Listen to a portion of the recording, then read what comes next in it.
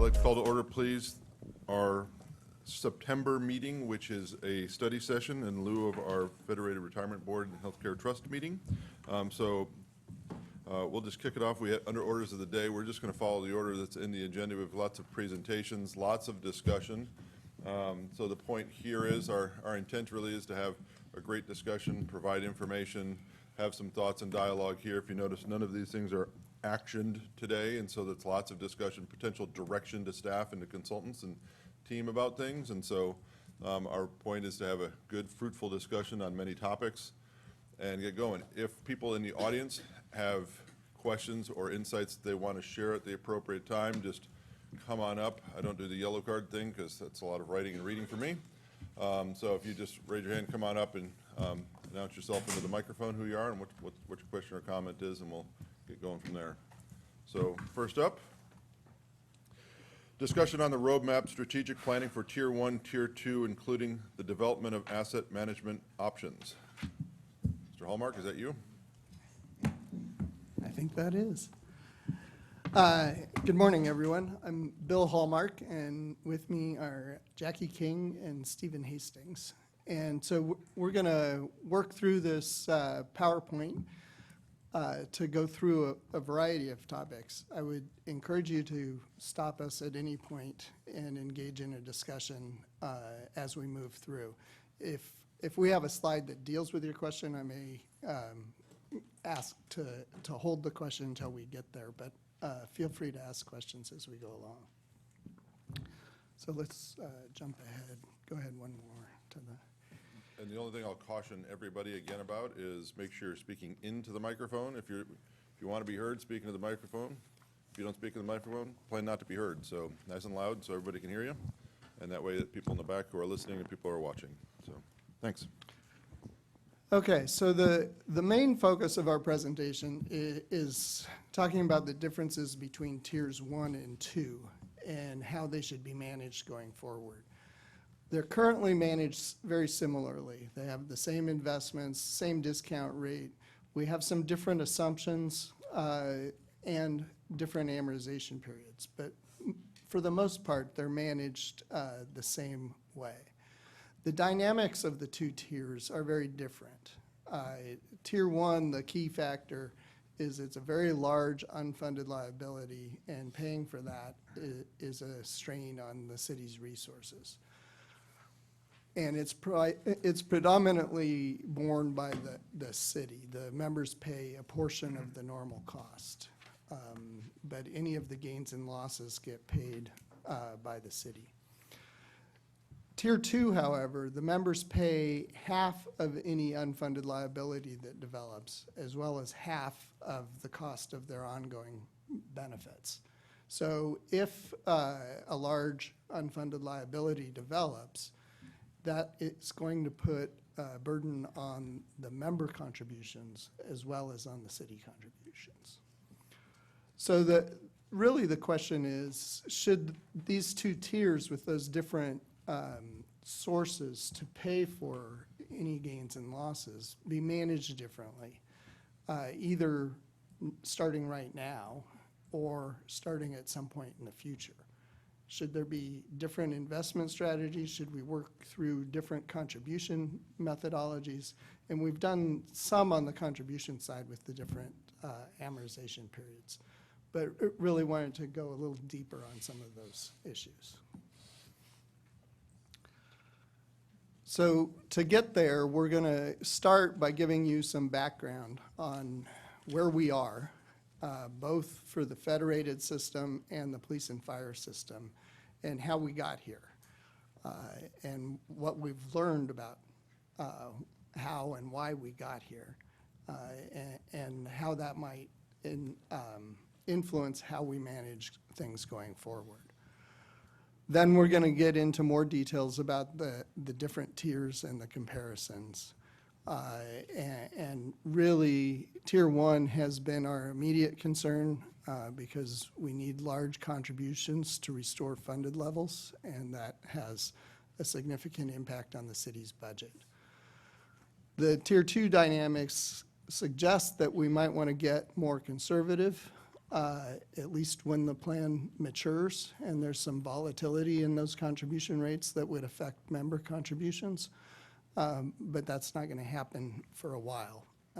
And so we'll go through those dynamics. I think the general options we're going to present, and this is, we're not asking for decisions today, but kind of a sense of the board of which general approach we should be pursuing with respect to Tier 2. We think Tier 1 is stay the course, but we'll revisit that and get your feedback on that as well. But on Tier 2, do we want to stay the course for now and address those differences at a later time? Do we want to make some changes right now to how we're managing Tier 2, both on the contribution and investment side, or one or the other? Or would it make sense to kind of plan a phase into a different strategy for Tier 2? And we could start planning for that now, particularly as the Tier 1 UAL is paid off or becomes less of a burden going forward. So those are kind of the broad strokes of the directions we're looking at and hoping to get some sense from the board on. So with that, I'll turn it to Jackie for some background. So as Bill mentioned, we're going to do a bit of a comparison between the police and fire and the federated plan. So this slide shows, if you look at it, it's kind of like if you think of the systems as a tank, and at the top you have your contributions and your investment returns coming into the plan, and at the bottom you have your administrative expenses and your benefits coming out.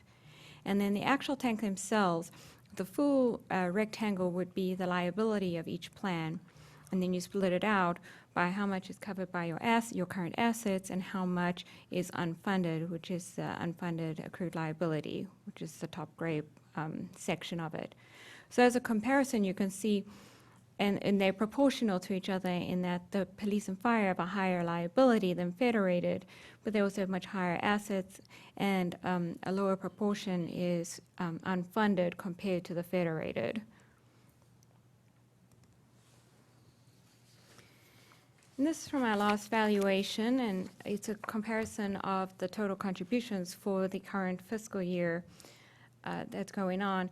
And you can see also it's proportional in that the total bar is proportional to the total contributions being paid, but it's split out by the different portions of the contributions. So the bottom is the contributions being made by the members themselves. Then the next one is the normal cost, and you can see that police and fire have a higher normal cost, but then the next one is much lower for them. Federated has much higher interest on the UAL that you're paying. That's because you have that higher UAL. And at the very top is the UAL principal that you're paying down. So once again, that's smaller for federated compared to police and fire.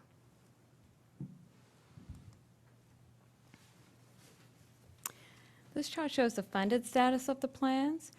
So again, the bars are proportional in that the total height of the bar is the total liabilities of the plan, and the green dot in the middle, that represents your market value of assets. So you can see here, police and fire, they are 74% funded as of the last valuation date, and federated was 50% funded. One thing to note here is that the liability is broken out by the different portions for your actives, your deferred vested, your pay status, and your Tier 2. Although it looks like there's only Tier 1 here, if you look at the very top, there's a very light pink bar, and that's your Tier 2. So it is there, it's just, this graph is just showing how proportionally it's a much smaller proportion of the liabilities at this point. I think I'd also note that both plans have a significant portion of the liability is for people who are currently receiving benefits.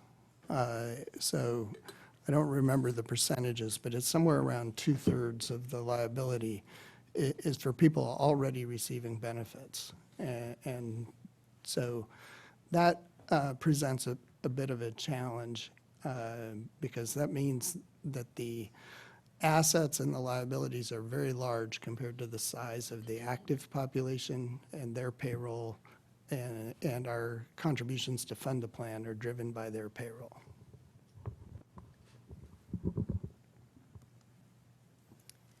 This is a graph that I think most of you have seen before. We do use it in our valuation, but it shows the historical changes in the unfunded accrued liability.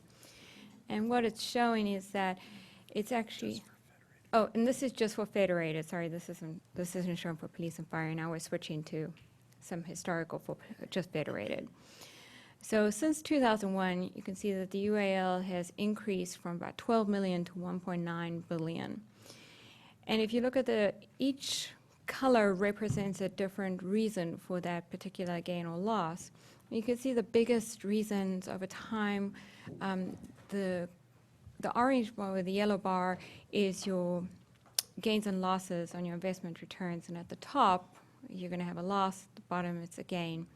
So you can see you've had significant losses with investment returns, and that's added to the unfunded liability. And then another big portion is the assumption changes, which are mostly due to the board lowering the discount rate over time. And periodically we do the experience studies. This year we've got one coming up.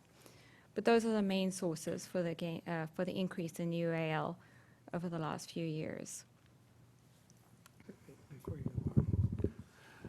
So I'd also notice there's more than just the discount rate that changed. And in particular, we had some consistent liability losses from 2001 through 2009.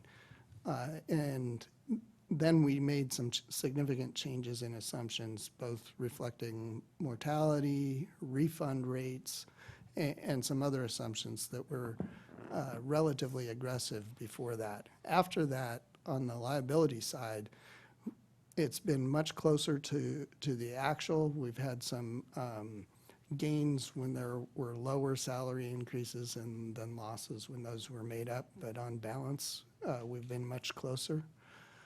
So that's part of those assumption changes is correcting that past dynamic. The other thing I'd note is those small red slices for contributions. Those are contributions that are less than the treadwater rate. And so if you don't contribute the treadwater, the normal cost plus the interest on the unfunded liability, you're expected to build more UAL. And historically, this plan had used an amortization method that never paid normal cost plus interest. So there was always a piece going in. The only exception being when payroll grew so much that it accidentally contributed more. And so we've been working really the last 10 years to whittle that down and have just crossed that line to where we're paying more than the normal cost plus interest. So I think those are key pieces that we can control. Obviously, the investment returns, you're seeing the effects of the dot-com bust and the Great Recession hit in that period.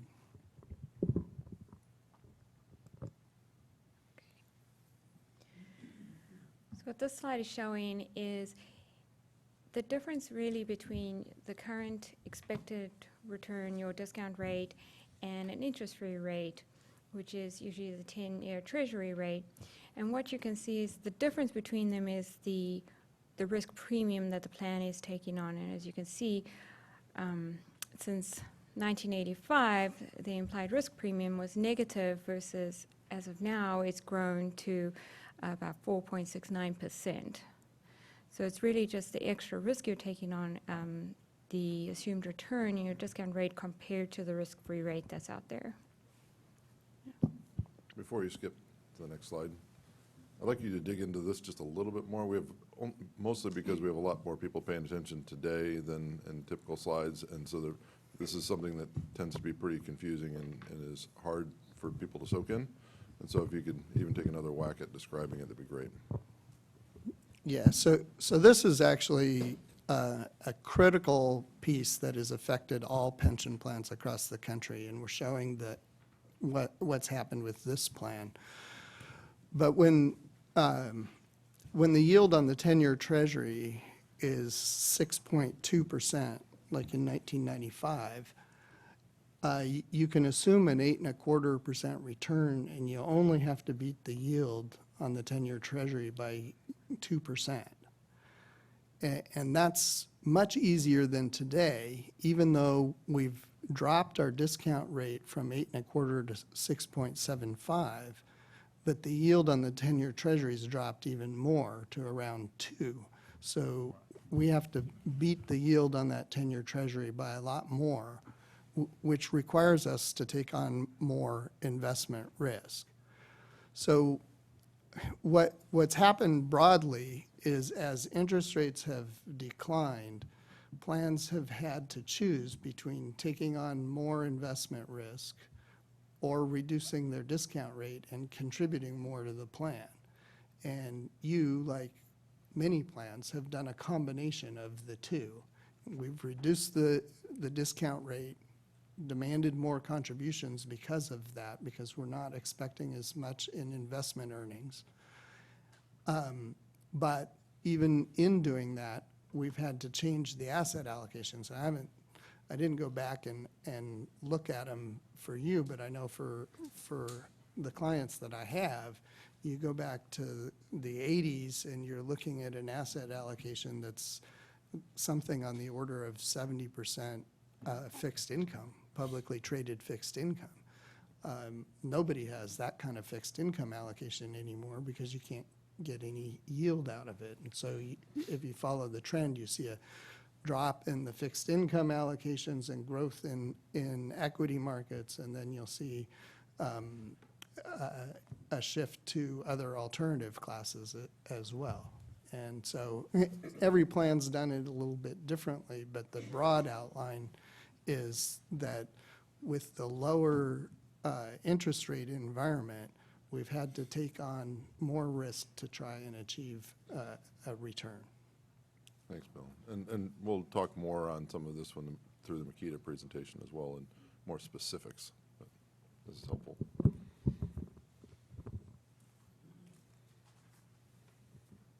So once again, this slide's for Federated only.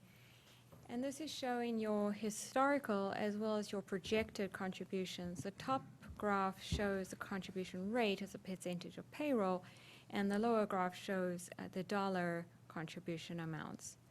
So as Bill had mentioned a couple of slides before, one thing to note in the top graph is that the actual contributions historically, which are the dark bars, they've been lower than the trade water rate, which is the normal cost plus the interest on the UAL. But going forward, you've now reached that trade water rate, and you're expected to contribute an excess amount more than the trade water rate. So the contribution rate has been increasing over the last few years, but going forward, it's expected to be more stable, and then hopefully eventually we can get it to decreasing as the plan becomes more funded.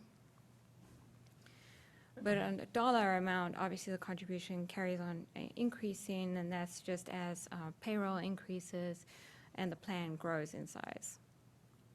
Before you go to the next slide, can you explain a little bit what you mean by trade water? I know Bill made a quick statement as to what he was referring to, but I'm not sure that to the average person they will understand what trading water means. And so if you can elaborate a little more on that so that it's understood, I think that'd be helpful. Yeah, so we're just going back to this slide. You can see that your actual contribution is broken down into a few different pieces. So the bottom of your minimum contribution, and the top three combined is your city contribution. And the different portions of it is you have your the portion of the contribution is the portion that's attributable to the normal cost, which is the benefits that are getting accrued. Jackie, would you mind staying close to the microphone? Sure. Thank you. So the normal cost is the contribution that's getting paid down for the benefits that are accruing right now. And then the rest of the portion is related to your unfunded accrued liability.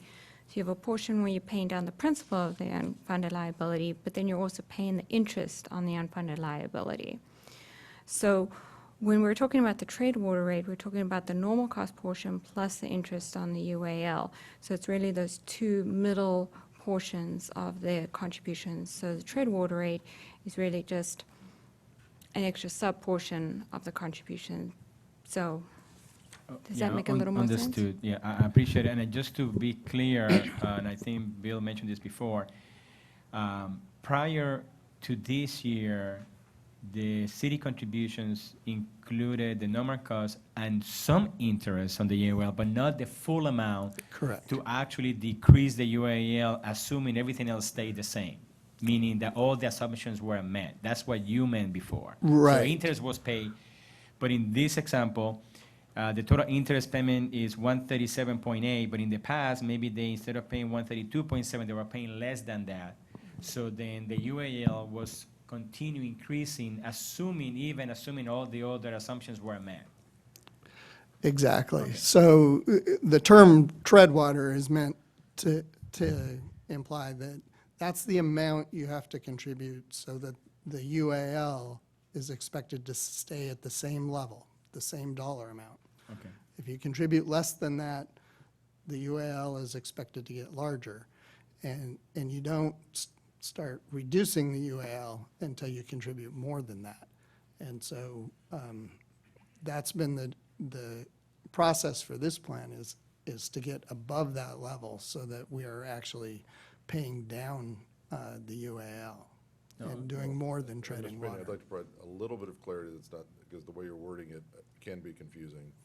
We set the contribution rates at a place that did not have additional principal being paid. It's not that the city wasn't paying it. It's, we did not Correct. set contribution rates in a way that would get to that point where we're, and so we had to work our way into it over time as opposed to, and that's where a lot of these changes have been, as you see, year by year, making these incremental changes, so we didn't have this massive swing in contribution. And so it was a contribution rate that we set. Yes, thank you for the clarification. You are correct. It was said by the board. I did not mean to imply that the city wasn't making the full payment. Right. Yes, thank you. And that Okay, we got it. transition is a portion of that rise in historical contribution rates that you're seeing there. And it would have been a significant jump to just go directly there, and so we took some time to increase slowly to get there. Okay, Mr. Horowitz? Mr. Chair, thank you. Just a quick question. What is the rate that we are assuming we pay on the interest on the UAL? It's the discount rate of 6.75%. Mr. Castellano? And for those of us who haven't been around, why was it that the prior contribution rate did not meet the tread water threshold? As what he just stated. Well, we weren't around when that was set either, but they used what's called a 30-year rolling amortization. So each valuation, they reset the amortization period to 30 years and using a level percent of pay amortization. So our amortizations are not like your mortgage where it's the same dollar amount each year. There's a built-in increase in the dollar amount each year. And by having a 30-year period with something around a 4% increase in the amortization payment each year, it meant that the first year payment was very small and less than the interest on the unfunded. And then you'd go to the next valuation and you'd reset that and do it all over again. The idea behind that strategy originally was that it gives you very level contributions. There's not much volatility in your contributions. And if your gains and losses end up offsetting each other, even though you're not paying the interest, you have gains that offset the losses and they balance out. That was kind of the general idea of that approach. It has been roundly criticized since then by many of us, so So we it's changed ours not in something that's being 2009. done. And so that's why we see that massive spike in the 2009. There's a couple things that we moved in 2009, and that was one of the largest chunks to go from a rolling to a closed amortization. Then we start pulling in the amortization shorter, and then decreasing the discount rate. All these things are what's making all that purple happen. Mr. Lederman? Excuse me, I was simply going to say that some people may be more familiar with the phrase negative amortization, which is essentially the same concept, and as a shorthand, if you, all other things being equal, if you amortize that debt over more than 16 or 17 years, you end up in negative amortization, and so you're not paying the full interest.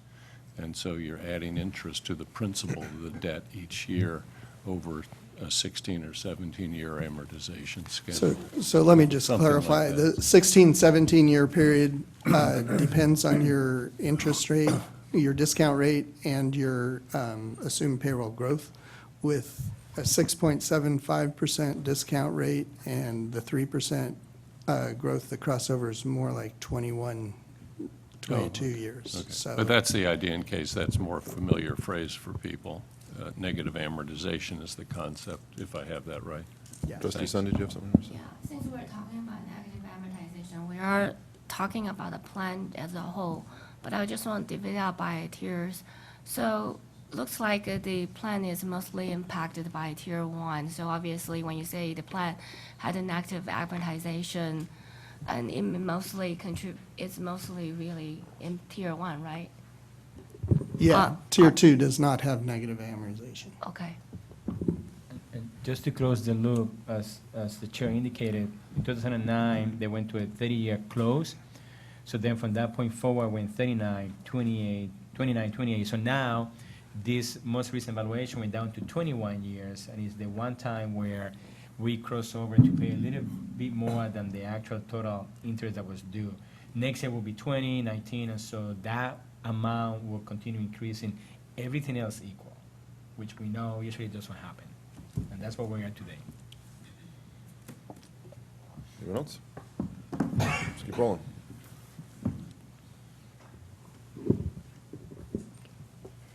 The slide focuses on the historical assets and your liability, and that's the top chart. So the bars are your liabilities, the line are your assets, and the percentage above that is your funding ratio. And what you can see is that, yeah, your funding ratio decreased a little bit over time, but now projected in the future, now that you've reached the trade water rate, it's expected, your funding ratio is expected to increase slowly over time as you pay down that UAL. And the bottom graph kind of just corresponds to that. It's showing the bars are actually the unfunded accrued liability, and you can show as you pay it down, eventually in the future, your unfunded liability is expected to go down to near to zero. Mr. Arzt? Quick question. Go back. Notice the values are pretty similar, but what is the actuarial value of assets versus the market value? Do we have that? So what your actuarial value of assets is it's the smooth value of your assets. So as you have investment gains and losses, you can smooth them, so a particular year, you smooth it over 5 years. And that way, it just allows less volatility in the value that you're using. Now, the funded ratio is using the actuarial value of assets. And for this plan, you have a 5-year smoothing. So it smooths the gains and losses over 5 years. Was your question the that's- numbers, or were your question the definition? My question was about how much smoothing over how many years? Oh, 5 And a years. follow-up being, is that an industry norm? Is that something that has changed over time? Is that set in law? It's definitely very normal to have a 5-year smoothing. It's a very common method to use. Yeah. It's probably the most common method to use.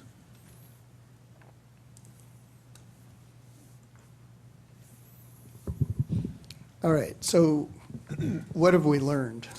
And there are probably a lot more lessons than we're highlighting here, but wanted to highlight a few. We think you want to keep a contribution policy where you're contributing at least the tread water amount, so that you could, after an immediate investment loss, it may take a year or two to get up there to adjust, but having contributions be consistently below that it really erodes your funded status over time. And then it makes it difficult to change the contribution level, because you have to make a significant change to the contribution level to get it up and start paying down the unfunded.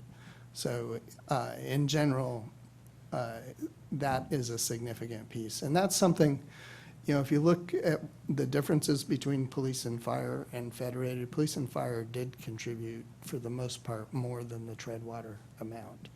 And that's one of the reasons that they're in a better funded position than Federated. When we're setting assumptions, the assumptions really go to setting a budget of how much is going to come from contributions and how much from investment earnings, and what are we actually targeting as the amount of money we need to pay these benefits. So it's really useful to be very harsh and realistic on setting those assumptions, and to have a slight conservative bias.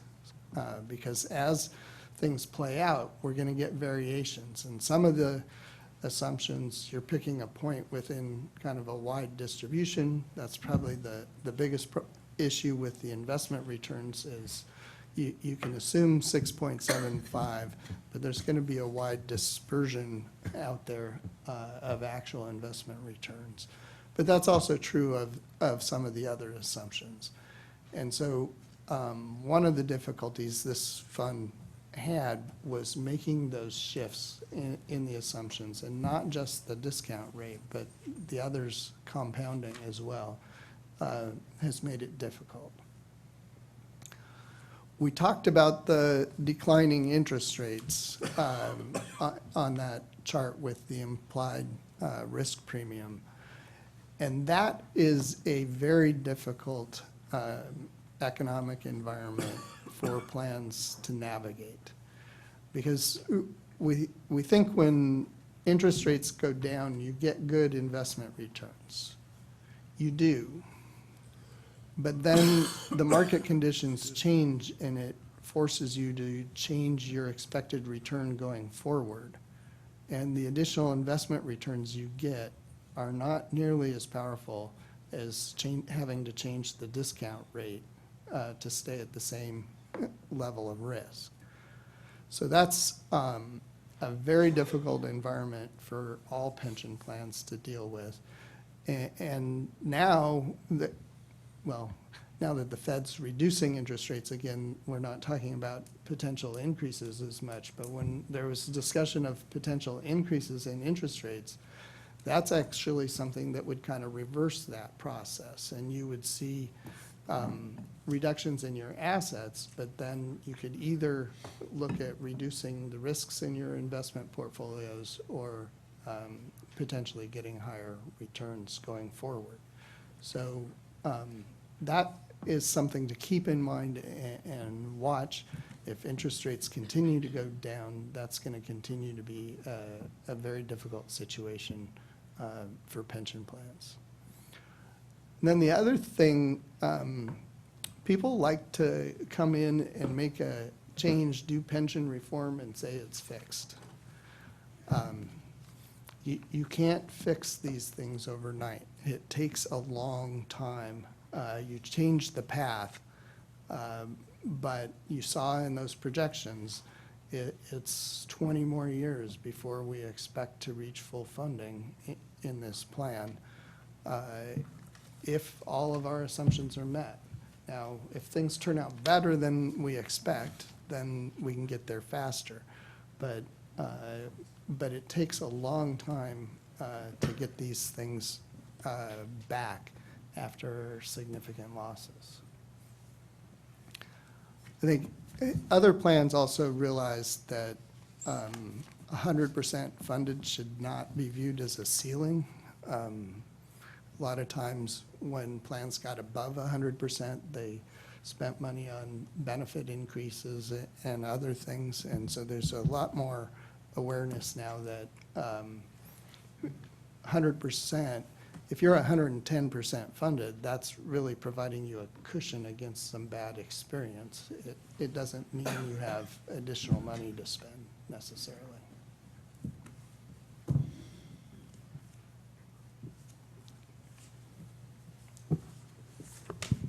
Okay, with that, I'm going to pass it to Stephen here for a little bit. Hello, everyone. So we're on slide 13 now. This slide shows, again, the breakdown of contributions for fiscal year and 2020, but we're looking at it by tier now. So for the next few slides, we want to compare the tiers. And you can see on the left side of the left chart that there's this large sort of light yellow piece, which is the city's portion of the UAL in Tier 1. And, you know, that pretty much dwarfs everything. So that is based on the amortization methods, that's the amount of UAL being paid by the city. Now there's a piece underneath that is the city's normal cost in the darker yellow, and then the member normal cost in purple. And then we have 0.1 showing there on the side, and that's a very, very small piece. That's some member UAL. Now compare that to Tier 2, where they're sharing roughly 50-50. Well, it is 50-50 of the city normal cost and the member normal cost, and then the UAL is, you know, very, very small, 0.4. And again, there's a tiny member piece. But I guess what we want to show here is that, you know, that city portion of the UAL is dwarfing everything. And on the right side, we show the funded status, similar to some of the charts from earlier, but we're showing it by tier. So, you know, on the left, you have Tier 1, and, you know, we intentionally left the scale here to show that, you know, Tier 2 is just a tiny, tiny portion there. And yes, it's 85% funded, but it's a very tiny portion, whereas Tier 1 is 50% funded, and it is the lion's share of the liabilities. Is it the right chart has it's the dollars on the y-axis? Is it in thousands or in dollar amounts? It's in thousands. Thousands. 4 billion, that's the aggregation, right? Yeah, 4 billion. It's in police and fire and Federated. No, just Federated. That's just Federated. Yeah, the early slides in the presentation, we did show both because we wanted some perspective on how the two differ. But now we're focusing solely on the Federated plan and looking at the two tiers. Also, this is, the bar on the right side is total liability Correct. for the plan. Yeah, just over 4 billion. Okay. Then, even though this Tier 2 assets and liability are smaller in comparison, can I have a number on that? Well, how much liability we have in Tier 2? What's less level Yeah, for Tier? we put that in the appendix. It's a little over 50 million in liability. The unfunded liability for Tier 2 is about 8 million, compared to the unfunded liability for Tier 1 is 2 billion.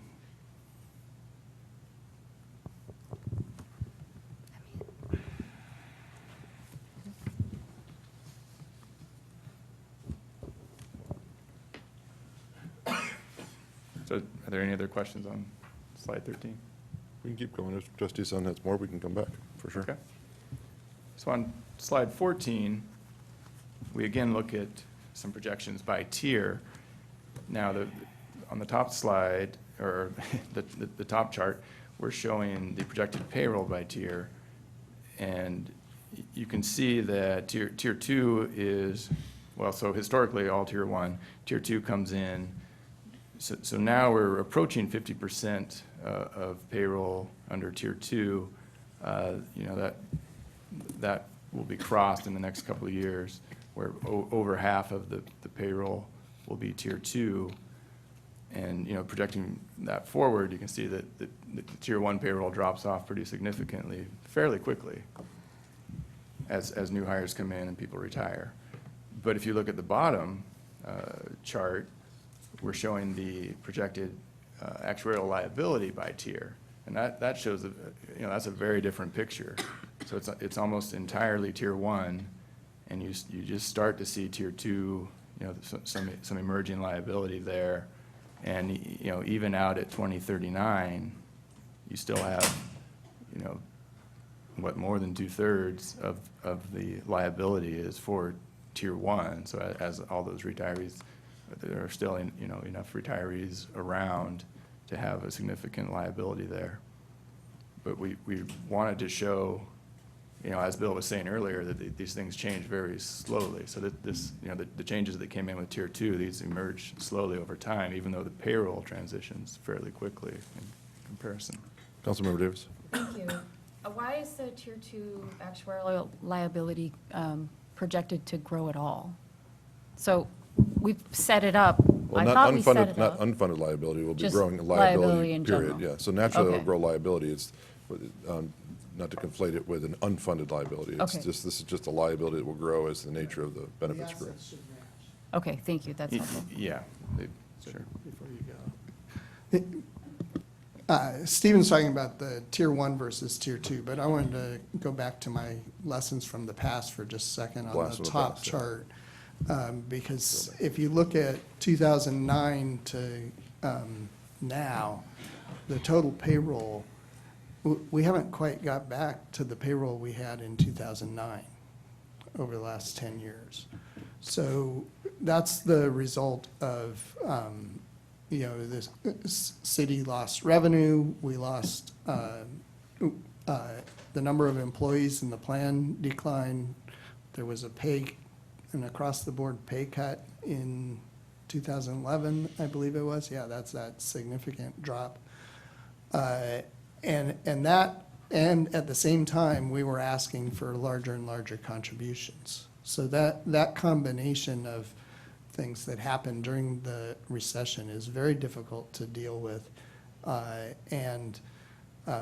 So the recovery out of that to build our payroll back up is much slower. Now, all these projections going forward are assuming that we have the same number of active employees in total going forward. Those numbers will move up and down depending on whether we grow the active population or the active population shrinks again.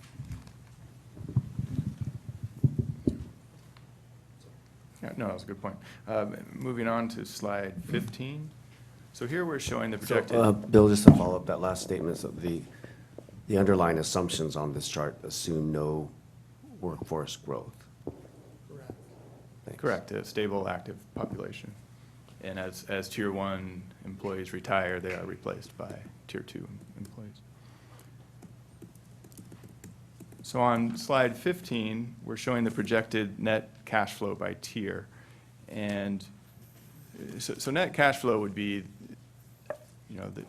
your contributions coming in versus your benefit payments and expenses going out, as one of the early slides Jackie showed. And when those are negative, it can cause some challenges. So if we look at this by, first let's look at in total. So the green line shows in total that the cash flows are negative. And that's because the tier one portion of the plan is very mature. There are a lot of benefits being paid out and fewer active members, paying in to support that. But if we break it into tier, or break it out by tier, the tier 2 portion is actually the positive cash flow, because there aren't many members that are retired yet under that tier. Now, if we look down below at the benefit payments, so these are the payments being made to retirees, and I guess also some returns of contribution, that sort of thing. Those have grown, or those are projected to grow, but you don't see much there under tier 2. It just starts to show up, quite a ways out there. And again, even out, 50 years, you can see that it's primarily Yeah, that's current Tier 1. members only. true. This is current members, so yeah, that's a good point. So as, yeah, that's a good point. As the dark blue drops off, there will be replacement. Yeah. Yeah, that's right. That was not an open projection. Seeing frowny eyes, are there questions? There's an odd discontinuity out in 2038, 2039. Would you care to comment on that? You're talking on the top chart? On the top chart, yeah. That has to do with an amortization being paid off, and so contributions go down because we're near fully funded, and so with less contributions coming in, the negative cash flow is worse. Increases. So negative cash flow presents some challenges, but it is the objective of a pension plan. We want to put money away now so that we can draw it out of the pension plan later to pay benefits. And so when you're fully funded, you'll have more negative cash flow than when you're poorly funded, because when you're poorly funded, we're going to increase contributions to get you better funded. And so what you're seeing there is we're hitting a point in our payment plan that reduces the contribution. So I think you've made a couple of comments, Bill, that being in negative cash flow scenario is a challenge or an opportunity for challenges, but it's also the natural state of a closed Tier 1 plan that it would be a negative cash flow. I don't think you discussed what those challenges, how they present us. I don't think it's clearly come across. So well, and I'm sure we'll get into this on the investment side, because the first challenge of negative cash flow is you have to have liquidity in your fund to pay the cash flow. So when you have positive cash flow, your contributions are coming in, and you use those contributions to pay the benefits, and then you invest the leftover contributions. Here, it's the reverse. You still have contributions coming in, but it's not enough to cover those benefits, so you have to liquidate some investments each month, or, I'll let Prabhu talk about the logistics of how it works, but you've got to liquidate some investments or have income come off of investments to fill in the benefit payment requirements.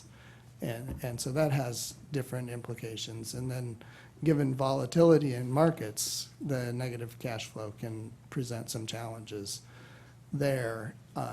And we note that negative cash flow, the investment returns in the short term have a bigger impact.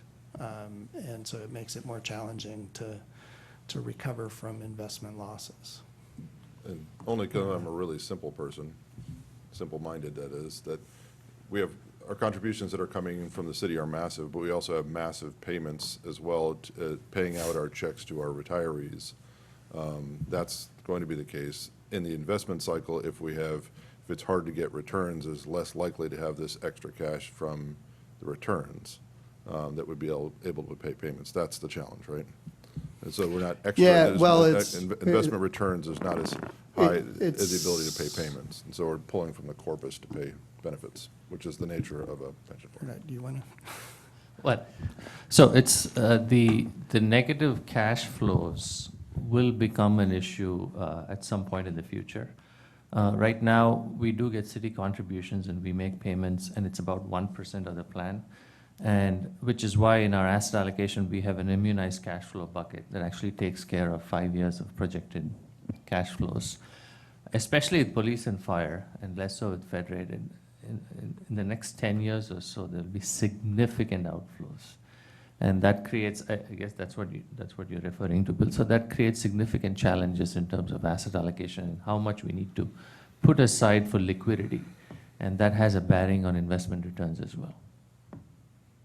Just so that it's understood, for the average person, that means that funds that are in liquid investments earn the least return, does the asset allocation as the amount of funds needed to be liquid increases, then we have less in the bucket to seek investment in some potential higher return investment. So I just wanted to make that point. I'm always worried about when we make explanations what the average person is thinking. But of course, if the market is in a downturn, then obviously having the liquid may be helpful assets.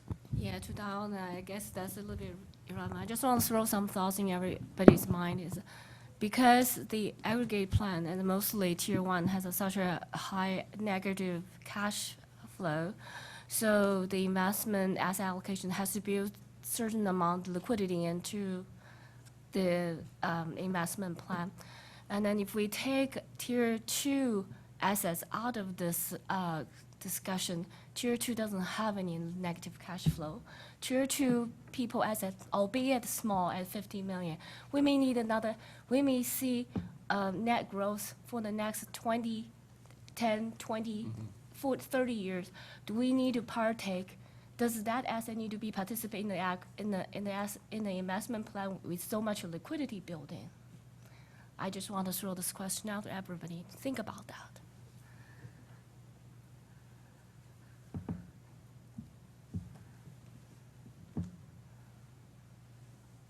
Okay. All right, so moving on to slide 16, again, we are showing a breakout by tier, but here we're showing the range of contribution amounts projected out into the future. And again, with the scale, you can see that tier one has the potential for very, significant contributions. And there's also some potential for some significant upside. And what we're showing here are the different percentiles of returns, right? So the baseline, and then the different bars around that are better and lower, or higher and lower returns. But you can see that tier two, again, I guess 2 points there. One, that it's a much smaller amount. But secondly, that there's not a ton of variation expected, and well, less upside too, because you're putting in the normal cost. So, Jim. Yeah, let's go back.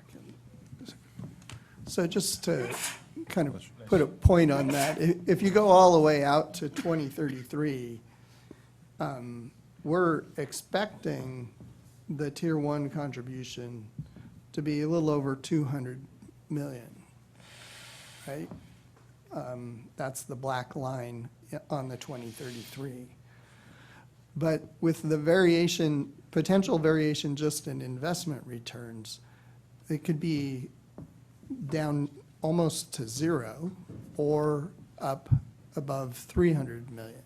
So there's a huge range that could come just from investment returns. On tier two, the range from investment returns is very small. It's less than $20 million variance due to investment returns.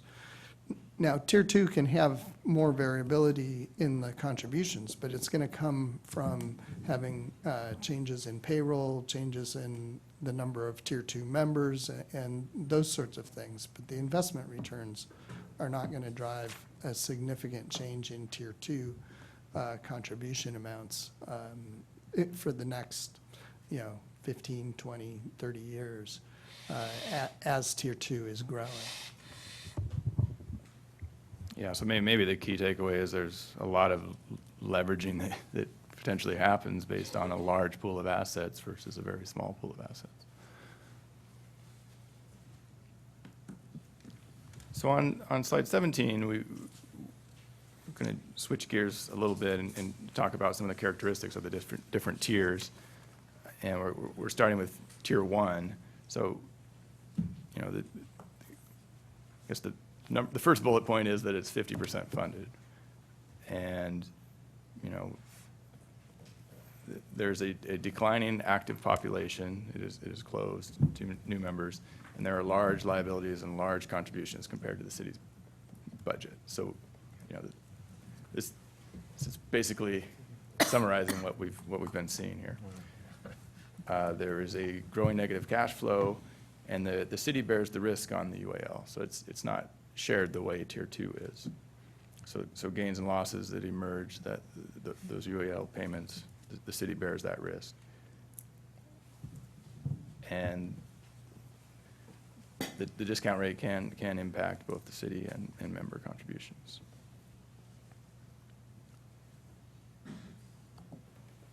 So given those characteristics, on slide 18, we've proposed some objectives. One being contribute as much as the city can afford, and it is, you know, there's a balancing act here. Second bullet point being keep the contributions above the tread water level, meaning at least pay the cost of accruals for the year, the normal cost, and the interest on the unfunded liability, so that the unfunded actuarial liability is not growing. Third bullet point, avoid unaffordable investment losses. You know, as we showed a couple slides back, investments can have a very large impact down the road. And then, as we discussed, maintain liquidity to manage the negative cash flow. And then also, when the funded status improves, consider reducing the risk.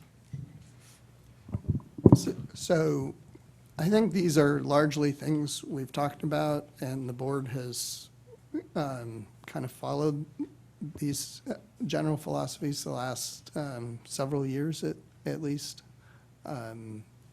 We would love to get the fund, get a better funded status faster.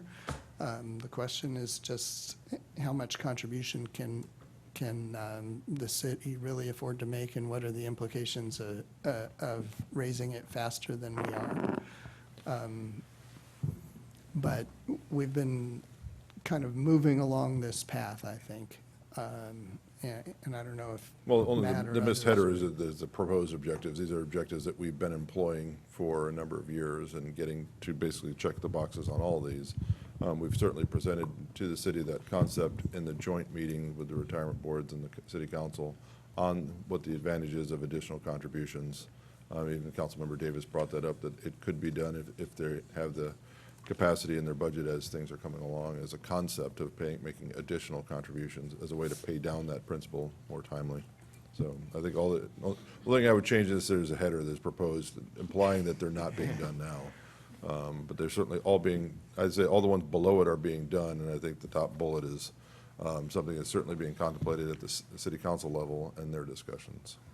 Mr. Chair, can I ask a quick question? Can you comment, Bill, on the last bullet point? Let me tell you why I'm asking you to do that. We have maintained this message that we are reducing risk with the asset allocation. And we have been taking that approach for some time now. But your statement says here, when funded status improve. Can you comment on that? Because obviously we have been doing this while the funded status has been decreasing.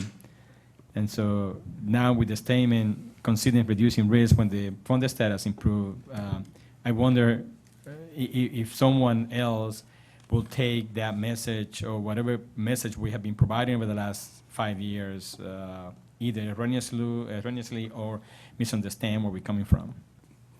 Yeah, so we've done a lot of work on what the variability is of contributions due to investment risk with where we are currently. There's a lot more volatility on that front in the police and fire plan than in this plan.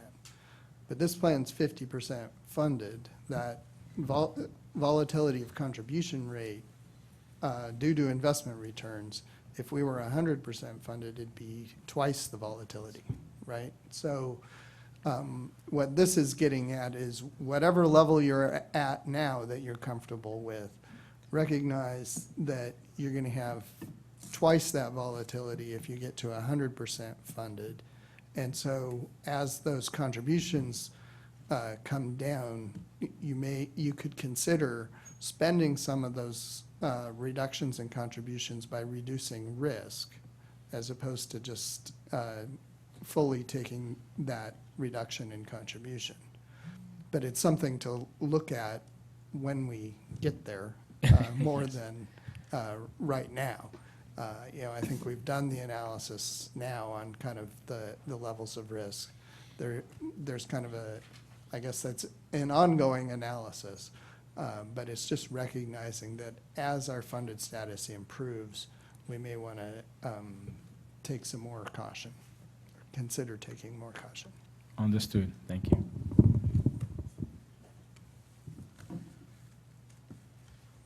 Okay, so on slide 19, we have the projected Tier 1 contributions. And in a dollar amount, they are increasing over time. The employer contributions are represented by the yellow bar, which is, you know, most of the bar. The member contributions are the amounts at the bottom in the purple color.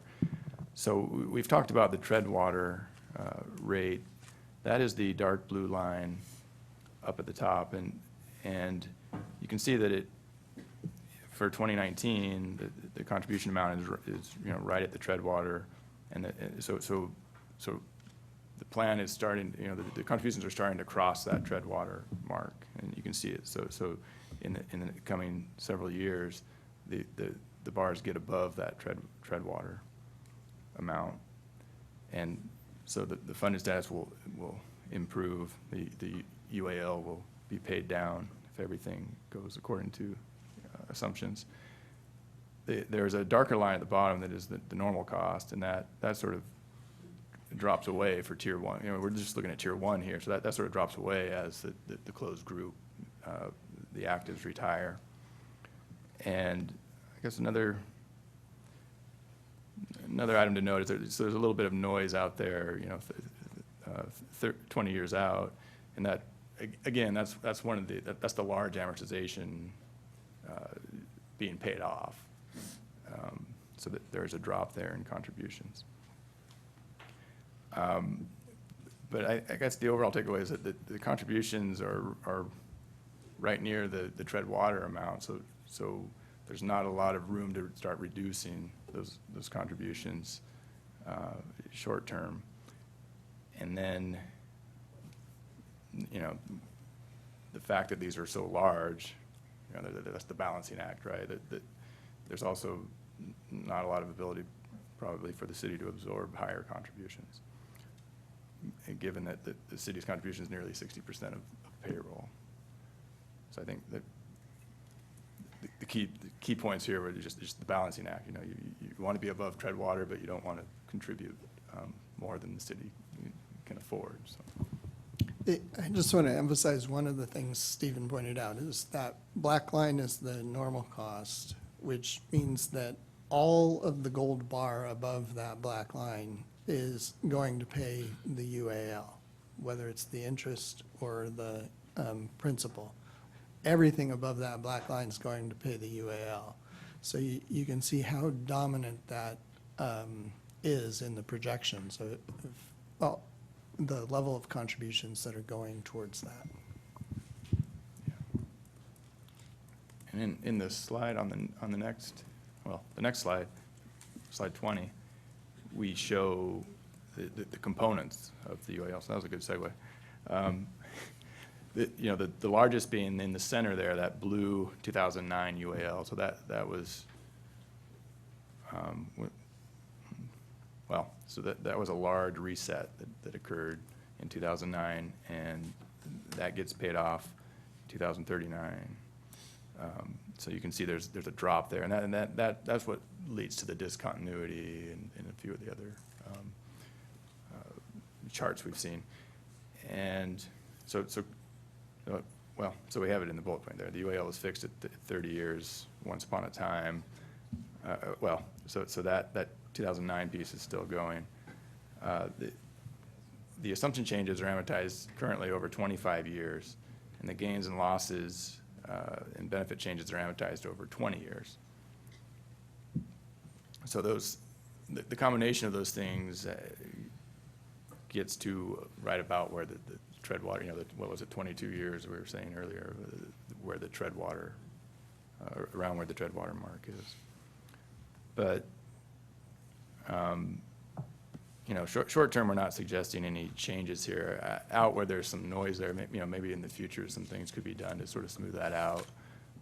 But near term, we're not suggesting any changes. Yeah, so I think police and fire is much further along in in the amortization on this. And so they're looking at some of those bumps that are happening at the end, and we're starting to look at smoothing that piece out for them. We would do that same thing when we get closer to that, but since those bumps don't happen for 15 or 20 years, we'll wait until we get a little closer. Yeah, and I think the prior discussions we've had on dealing with this amortization is, so this is a large chunk in 2009 that we decided to lump off and say, all right, we're going to pay this off over 30 years, hence this trailing.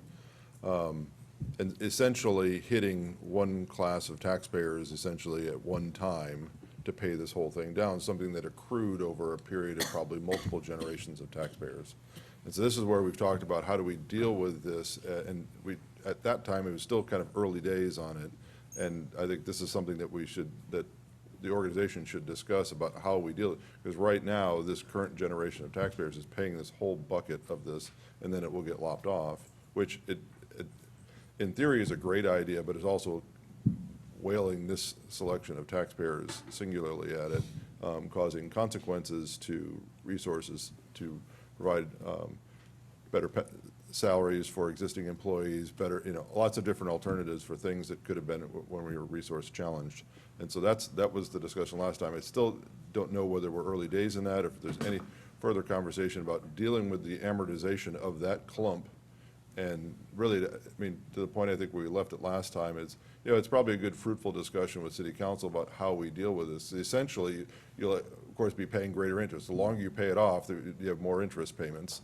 And so the bucket gets bigger, but then how we spread that to the different taxpayers, to the current payroll, is something that, again, just being made with an open mind that there's, when questions are there any other alternatives to how we're paying these? And the answer is there are, but there's costs to every alternative as well.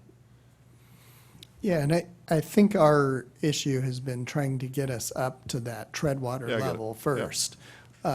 But going forward, as we're exceeding that treadwater level, that issue of the generational equity of how much each class of taxpayers, class of workers, because it certainly affects employees as well, in terms of the number of employees.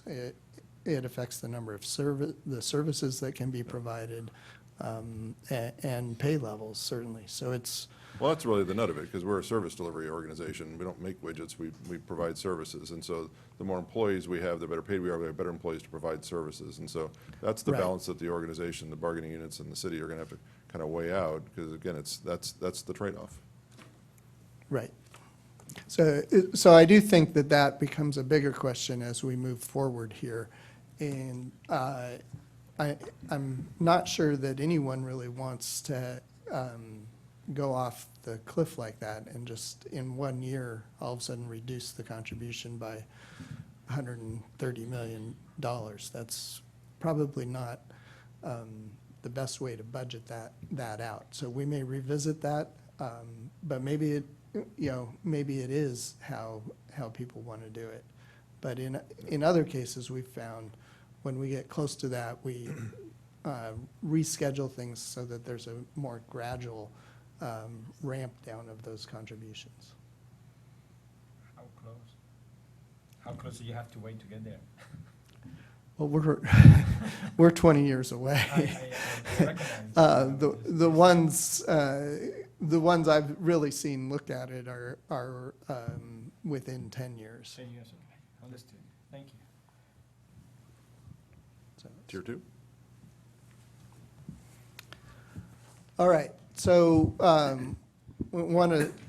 so tier 1 is all about paying off that UAL and how do we get there. Tier 2's completely different. And so we wanted to talk a little bit about tier 2 and how we might approach handling it if it was the only thing. So it's well-funded, 85%, but there's just some real quick variations that are going on that switched it to 85%. It's less than $8 million in unfunded liability. So it's really a pretty well-funded tier. It's got a rapidly growing active population, and growth solves a lot of problems and helps deal with a lot of risks. So it really provides stability to that system while we're growing. For the audience, why is there any unfunded liability in tier 2? Well, we've changed the discount rate, for one thing. I think that was the last thing that had an impact. Okay. There's also, just when we have new people come in, the measurements of whether they have less than half a year of service or more than half a year of service, when we first recognize them, kind of changes the liabilities. And when we're looking at in small dollar amounts, it doesn't have any impact, but in the early years, it has an impact on what that funded status number is. Am I wrong to think there was two things I had in my head, and maybe I'm missing it? At first, we had to kind of guess what the contribution rates were as best That's true, approximation too. similar. And so we sort of had to make a guesstimate because we had no population to model it on. And so you made a guesstimate based on our existing population with some factors. And so we might have been a little wrong on that, but we had no information to make a decision on, number one. And number two, wasn't there a slight modification in the benefit with Measure F? Yeah, that's that what I was changed it gonna from say. 62 I think to that was 60, or the whatever bigger number was, piece. 65 to 62, and then that modified the, so an increased benefit essentially cost a bit more than those first few years. Those are the two I had in my head. Am I missing something? And then the reduction in the discount rate. Yes, the So reduction. those So three. three things. Okay. And I really think it's the last two that are the most significant. And also, even though you said the investment return doesn't really have, play a big role in the contribution, but I want to say is, if the actual return of the asset underperforms the required rate of return, that difference adds to the alpha liability, right? It does. Yeah. So overall, you saw from the charts Stephen showed, the liabilities and the contributions are relatively small compared to the city and compared to Tier 1. Tier 1 is a large liability compared to the city. We have positive cash flow, and it's growing positive cash flow. As we get more Tier 2 members, we're getting more and more positive cash flow because we're not really paying out much of any benefits yet. But as we said at the beginning, both the city and the members share the risks of paying for the UAL. And any of the changes in assumptions, including the discount rate, will affect both the city and member contributions. I'm sorry, did I interrupt? You go ahead. I'd just like to ask a quick question, and maybe Ms. Parkman from OER can address the issue, unless you know the answer. The 1, 2, 3, 4, the fifth bullet point, city and members both share the risk, paying for any UAL. So first, a question to you.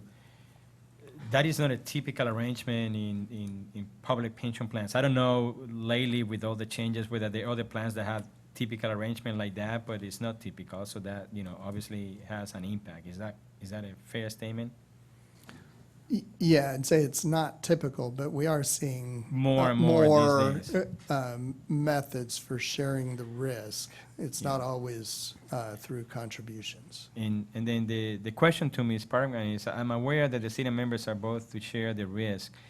But my understanding is that on the annual basis, there is a ceiling that we can take the members' contribution to. Yes. So I guess my question is, how do you handle that delta, that gap, if we have, for example, a sustained 3 to 5 years of bad returns where that gap continue increasing because the gap between the plan sponsor and the employee, because there is a ceiling on how much we can increase the employees on the annual basis? That's the question that I have.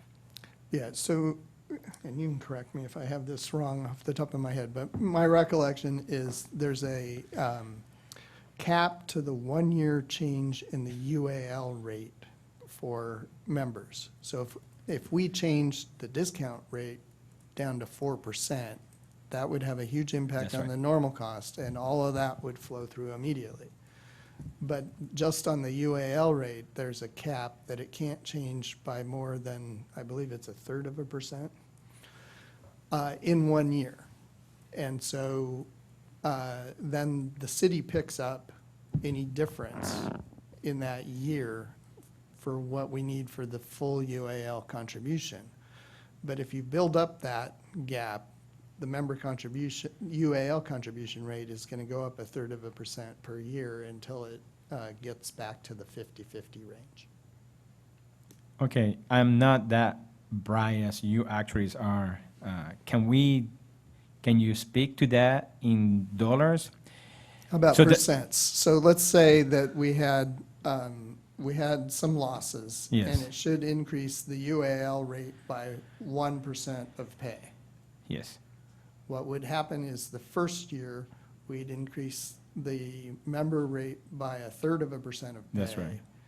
And the city would pick up Their portion 2/3 plus plus their 2/3. 1%. So they'd pick up 1 2/3, and the members would pick up 1/3.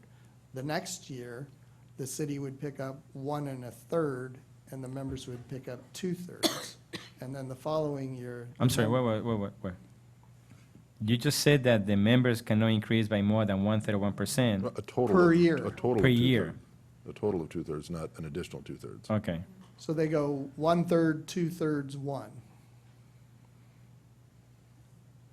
All right. So in dollars figures, if it's a $1 each 1 year, the next year it goes up, it'd be $1.33 versus $1.33 plus the rest is $1.67 by the, see, this is why I wanted the dollar figures. $1.67 by the employer. So right there is $1.33, $1.67. So the next year, in your example, what would be the number? So it's. I mean, did I get it right the first year? So the first year, it's 33 cents for the member and $1.67 for the employer. That's right. The second year, it would be 67 cents for the member and $1.33 for the city. And the third year, it'd be $1 for the member and $1 for the city. Assuming everything is equal. Assuming all the Yeah, which is my point, is that is very unlikely. So I was trying to understand what would happen if that gap gets to a point that is hard for the members to catch up to. That's the question. Yeah, it's, well, one, it's really hard for that to happen right now. Okay. No, I get it. I know, I get that right now, yes, I understand that. Okay. Down the road, long term. 20, that- 30, 40 years from now. That could become an issue. All right. But the result would just be that you would have gradually increasing member contributions. Okay. Just following that cap. And thank you, you are correct. This is not an issue in the next 10, 15 years, most likely. I don't know about after that, but I understood. Okay. So was that a fair explanation? That's your understanding as well? Yes. Bill's explanation was absolutely how we Okay. described it in our framework. Understood. Thank you. All right, let's go to the controversial piece. Okay, so Unlike the Tier 1 objectives, which probably didn't need the proposed in front, this probably does need the proposed in front, because we've talked about some of it, but we haven't really developed this, and certainly haven't gone all the way. So our thought is that the objective is we need to maintain a funded status near 100% so that we don't get a large UAL that members have to pay a portion of, because that could be very difficult. So while Tier 2 is young and growing, we put a 10-year amortization in for Tier 2 as opposed to the 20 years for Tier 1. So we're trying to keep that amortization period short so that we stay closer to 100%. And even with that 10-year amortization, it's still difficult to make big swings in the Tier 2 contribution rate. Over time, that's going to change. And then, in theory at least, for Tier 2, you could pursue a relatively aggressive investment strategy. And so that's kind of the question here about whether that's worth pursuing at this point.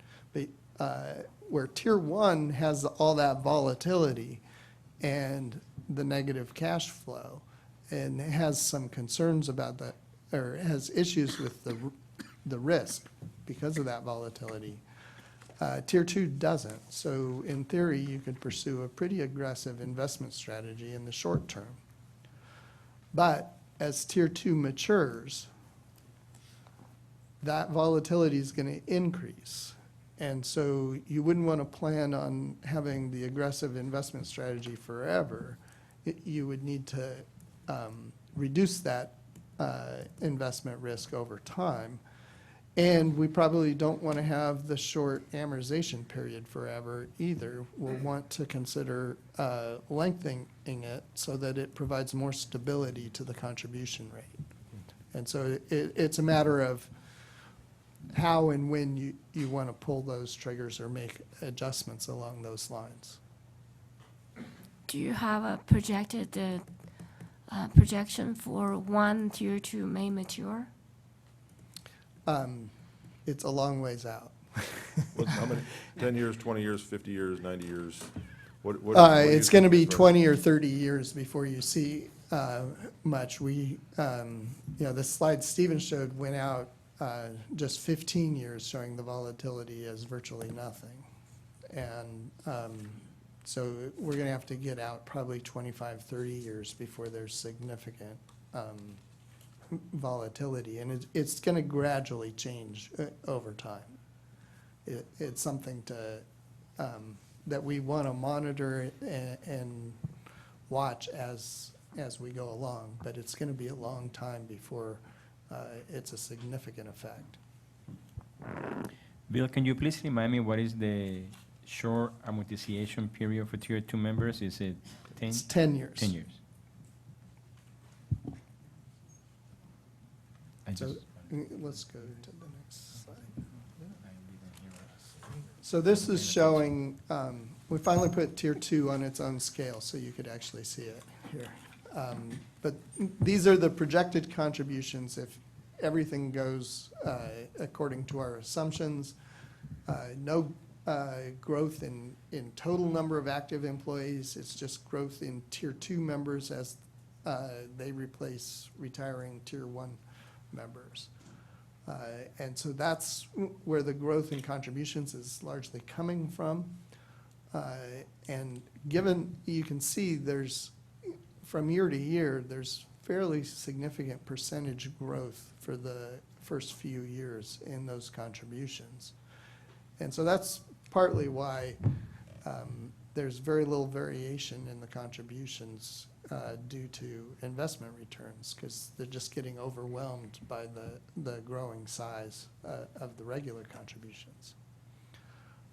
And so if you have, I mean, part of it is if you had an investment loss, even if it was significant, the next year you have more people to help pay for it, and even more people the following year.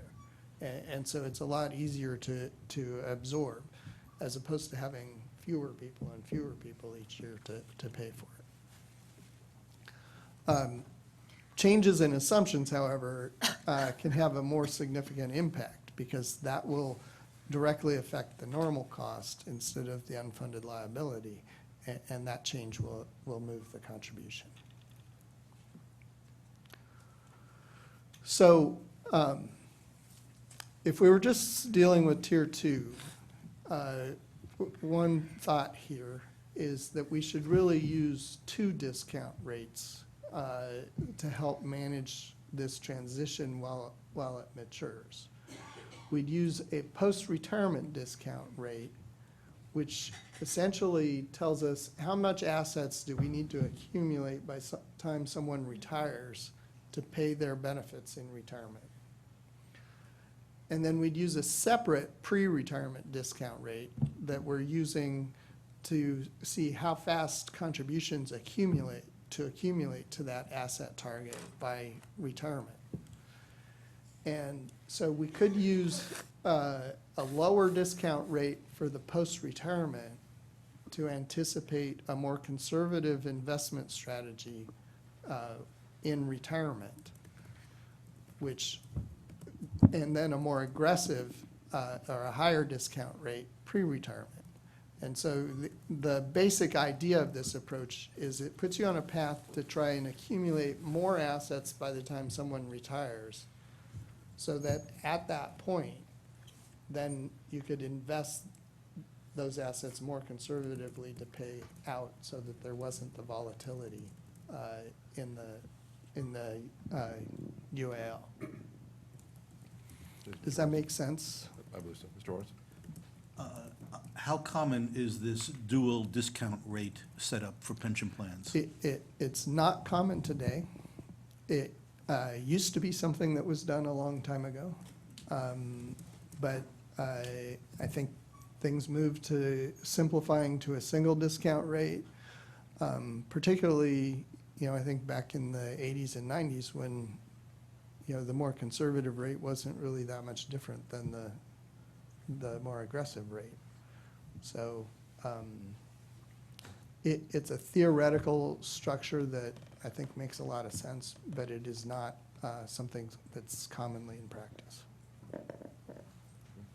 Bill, are you referring, this slide is suggesting that the 2 discounts apply to the entire population, or are you talking about the Tier 1 or Tier 2? This is just Tier 2. Okay. We're just talking Tier 2. And this is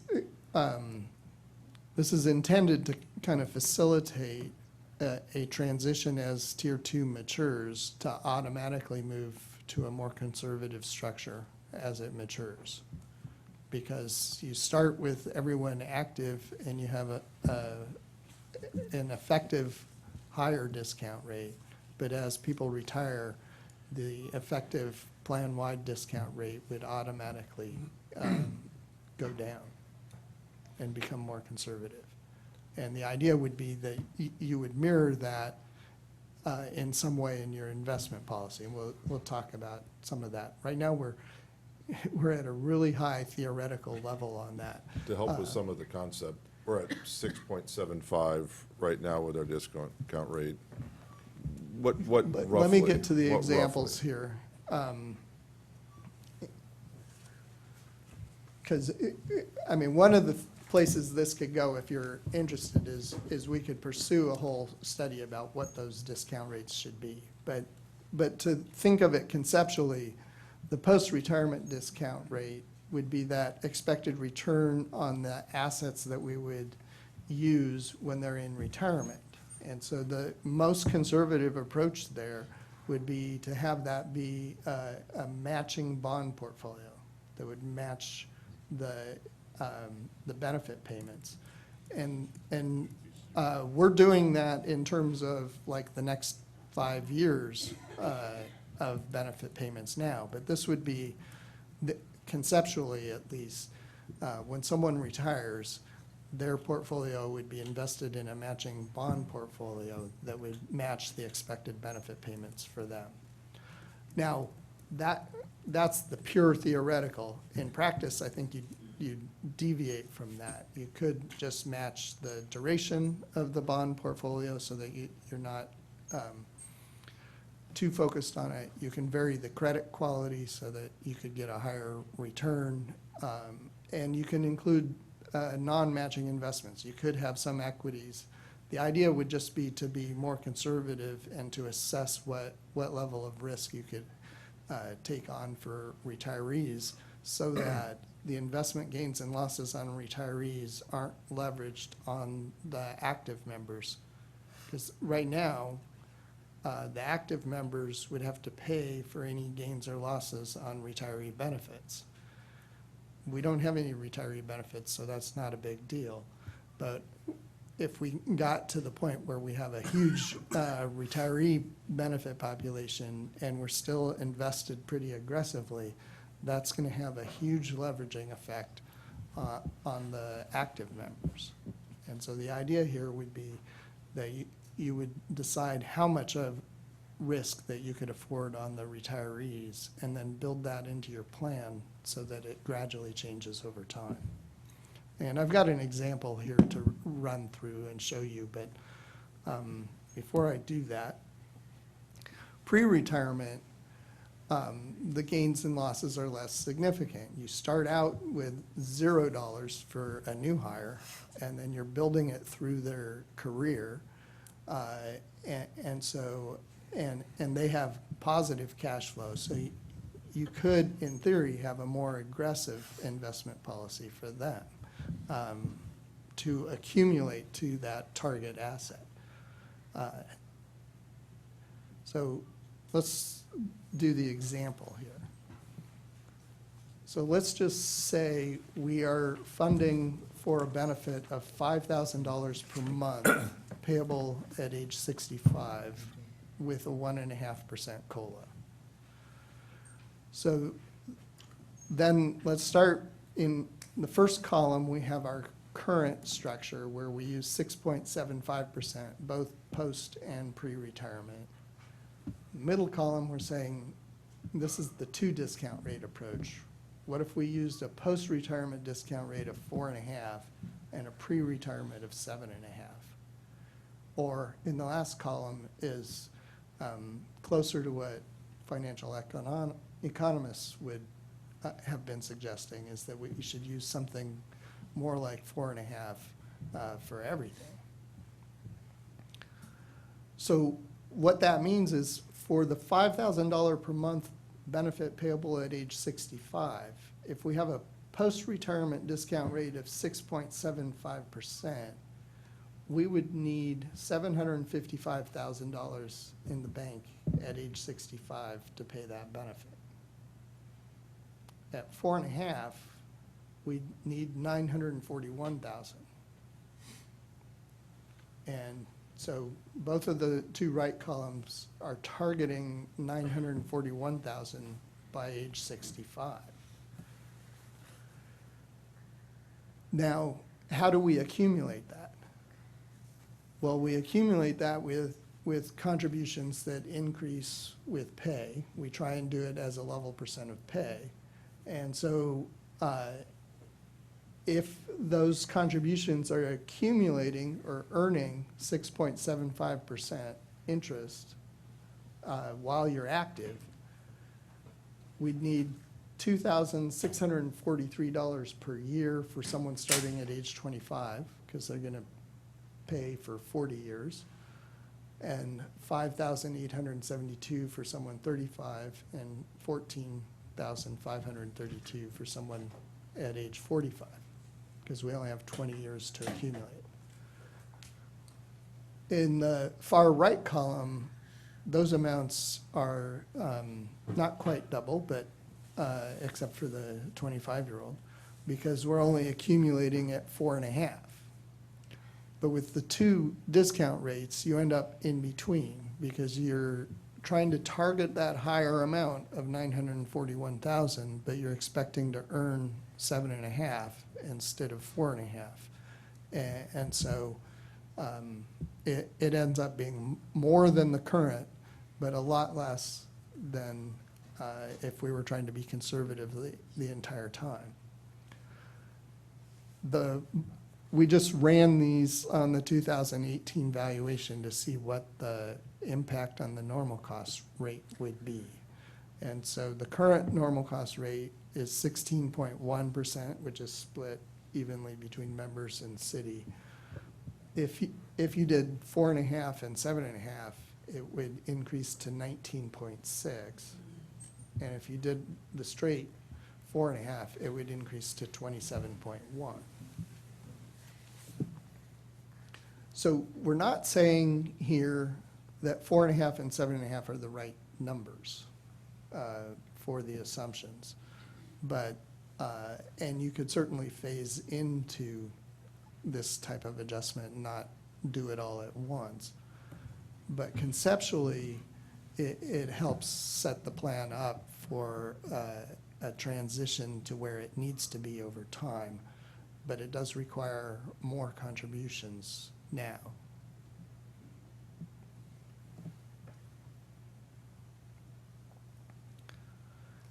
So using that 2 discount rate approach, it will automatically and gradually shift the plan to be more conservative as it matures. Problem is the contribution impact is realized now. But the improvement in the generational equity, you don't get those advantages until 20 or 30 years from now. And that stability of the contribution rates, they're going to be stable now.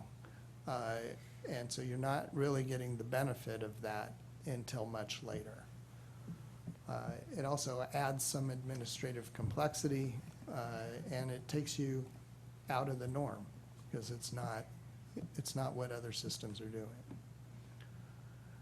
If we continue on the single discount rate approach, it really requires us to be vigilant and make the manual adjustments as the plan matures when they need to be made. And each time we make an adjustment, it's going to affect contributions at that time because, and if we wait till it's mature, when you make the adjustment, you will not only adjust the normal cost rate, you'll create a UAL payment that has to be paid as well. And if we don't make those adjustments, we could get into the situation where we have very volatile employee contributions. But as we showed, there's a 20, 30-year run out before we get to times when that maturity really has an impact. And so the lower contributions now for a substantial period, make the single discount rate approach fairly attractive.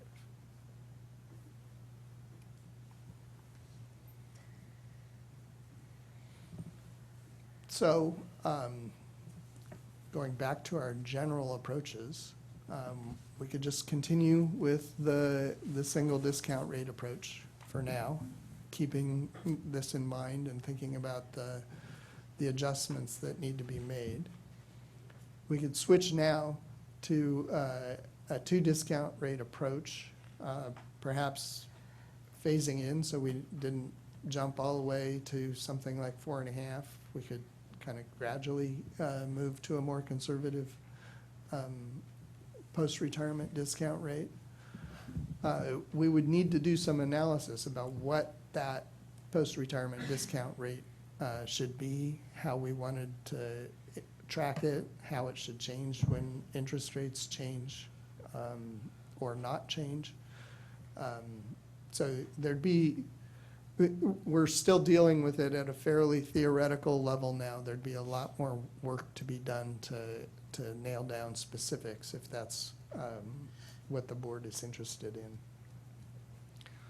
We could also just decide, okay, this is something we want to look at as the Tier 1 UAL is paid off. And part of that argument goes back to the chair's point about the generational equity and the impact on the current generation, which includes both Tier 1 and Tier 2 members, of paying off the Tier 1 UAL. And that in and of itself is imposing a burden on everyone. And so maybe we should plan to wait for that burden to lighten before we switch to a 2 discount rate type of approach. That,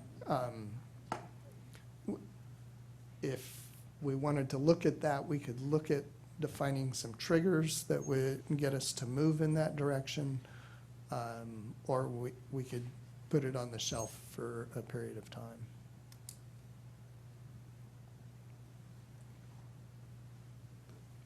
Any questions, comments? Mr. Horowitz, grabbing the mic. Yes, thank you. So if I understand things correctly, and that is certainly not a foregone conclusion, we have 2 issues, main issues facing us, whether to separate the pool of assets into 2 separate pools of assets for Tier 1 and for Tier 2, and then separately, whether to adopt a 2 discount rate approach in the pool of assets for Tier 2. Is that fundamentally correct? So I think the mechanics of 2 different pools of assets, we haven't really gone through the analysis of that here. We are saying that, there could be a structure where Tier 2 has different investments, but if you follow the 2 discount rate approach, it's not clear that there's a significant change right now in the investment strategy. Once you get a bunch of retirees, there would be. And whether that requires you to actually physically separate the assets or not is a whole different question that we would want to go through. Versus right now, all the assets are pooled together, but we account for them separately and track them separately so that we have different values for Tier 1 and Tier 2. But we don't invest separately. We don't invest separately. I think you'd have to look at the advantages of 2 separate pools versus something that I would think of as akin to a master trust type of arrangement where you have one pool, but you assign shares to different investment strategies for the different tiers. But that gets to a whole nother level of detail before we, there are higher level decisions before we need to get into figuring out what would be the best approach there. Bill, the 2-tier, thank you, the 2-tier approach, if I understand it, Tier 1 is completely insulated from the Tier 2 changes that are we're Yeah, we looking would at not right be now. making these changes. The 2 discount rate approach, we're not suggesting that for Tier 1. But Tier 1 employees and the city contribution towards Tier 1, those would not be changed as a result of these? No. Just be localized to Tier 2? It would just be Tier 2.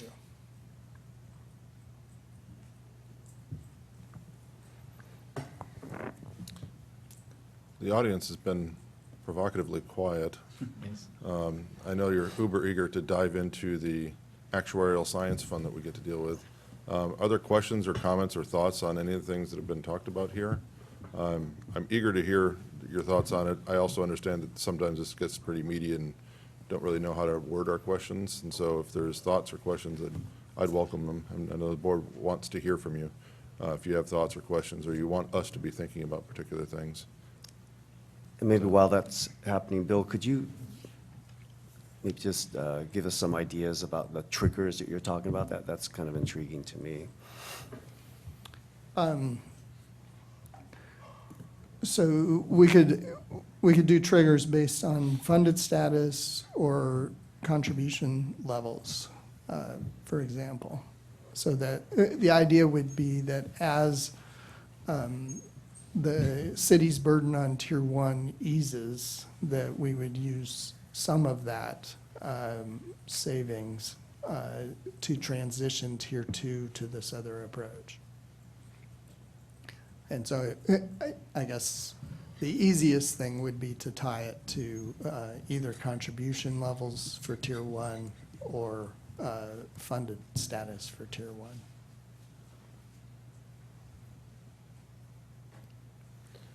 And it could be that, 95%, 90% or something like that. We could trigger Right. things down as we get more of the, as that curve on one of the slides goes, as we get paying more of the principal on the unfunded liability, as that burden goes down. Right, And the- essentially spread out that longer lump past the bumps that we were 2038. talking about, Yeah. 10 years out, or 10 years before the amortization period closes, that might be.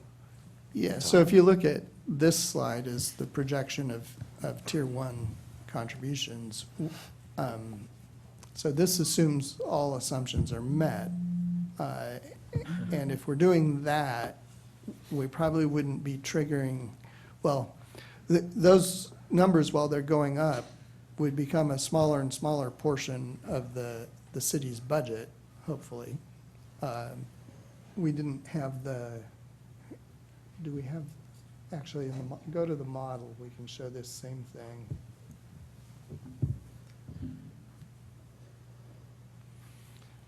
I think it's helpful to look at this as a, choose Tier 1.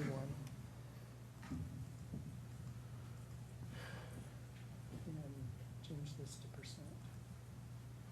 Okay, so now the bottom graph up here is showing the Tier 1 contribution as a percent of total payroll. So not just Tier 1 payroll, but total Tier 1 plus Tier 2 payroll. And the idea is that that gives you a sense of the relative burden on the city, because presumably the city's going to grow in concert with payroll growing. And so this may be the way that we want to tie it, is over time, we're expecting that Tier 1 liability to be less and less significant for the city, even as the dollar amounts go up. And then at the end, certainly when the dollar amounts drop, it becomes far less significant. And so we could tie it into something like that. Just make sure the mic's on. We haven't used it yet today, I don't think.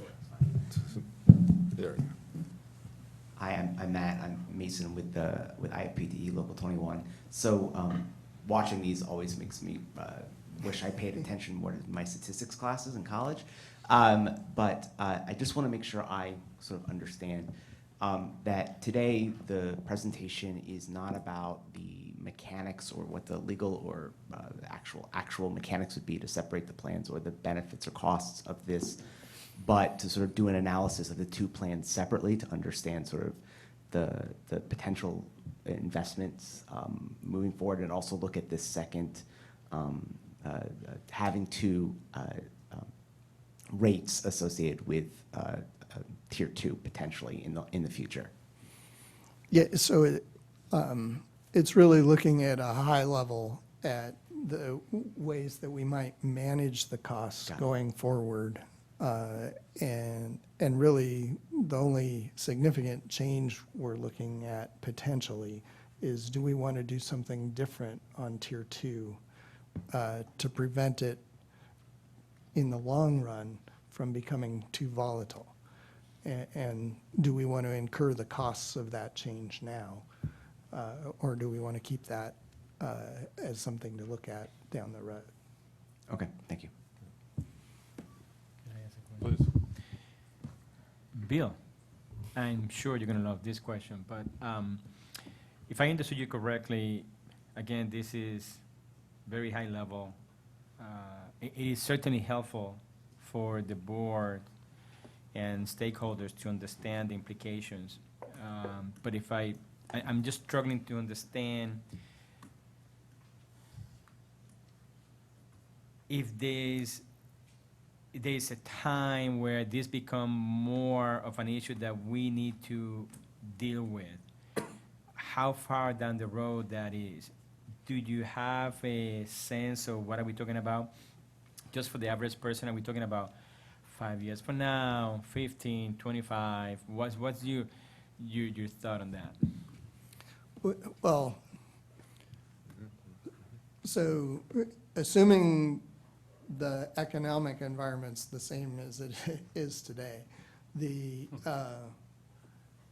sooner you make the change, the less painful it is when we're only looking at the Tier 2 contribution.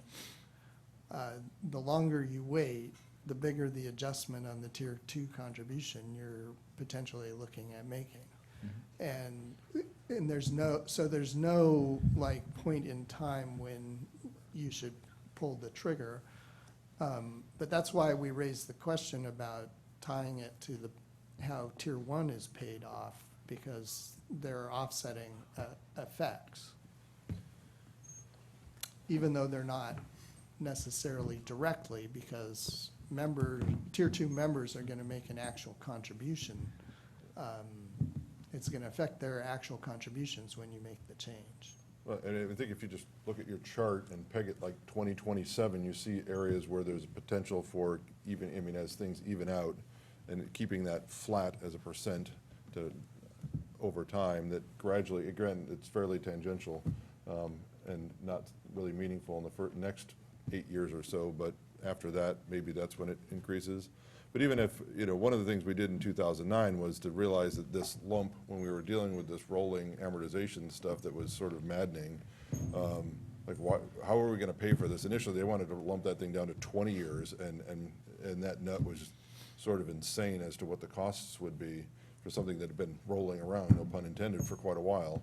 And so we spread that to 30 years, but potentially this is something, if we decided it was a 1% increase in contribution, we could do this in 5% increments, not 5% overall, but 5% of that 1%, so that over 10 years you would get, or 20 years you would get to a place where you'd absorb it all, and get to a place over time where in a place then so there's not a surge of impact to either the employer or the employee, that you could gradually work your way into it. So, because right now there's been some impacts in the last few years with the modification and benefit, or some of the other slight changes that we've made in the discount rate.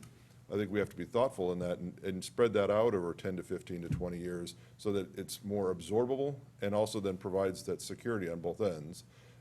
And not that that's necessarily a bargainable discussion, that we should kick to the bargain, but I think we should certainly engage that this is our intention of why we're doing this. I think once you do that and have that conversation, I think they'd appreciate both the intentionality of where you're going, but also the pace in which you're making those decisions.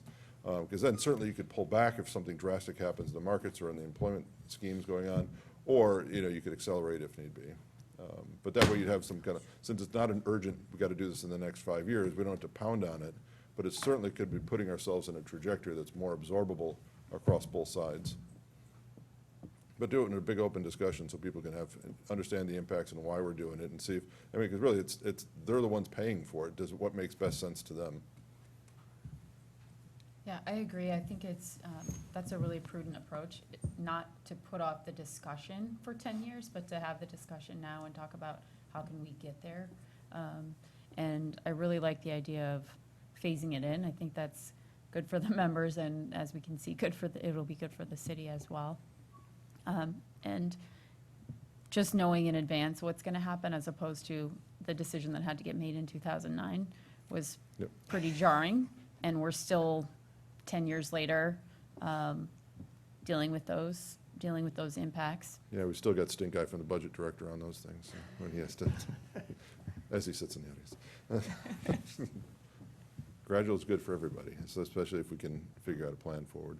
Again, then we make these decisions as to how we deal with the assets over time as well. Because again, then when we get into our next discussion about what asset conversation and investment plan we need around these, how do we then isolate, and is it best to have it in two wholly separate buckets? Mr. Polani's pretty smart. I'm sure we can find ways what are the most prudent ways to deal with the assets themselves?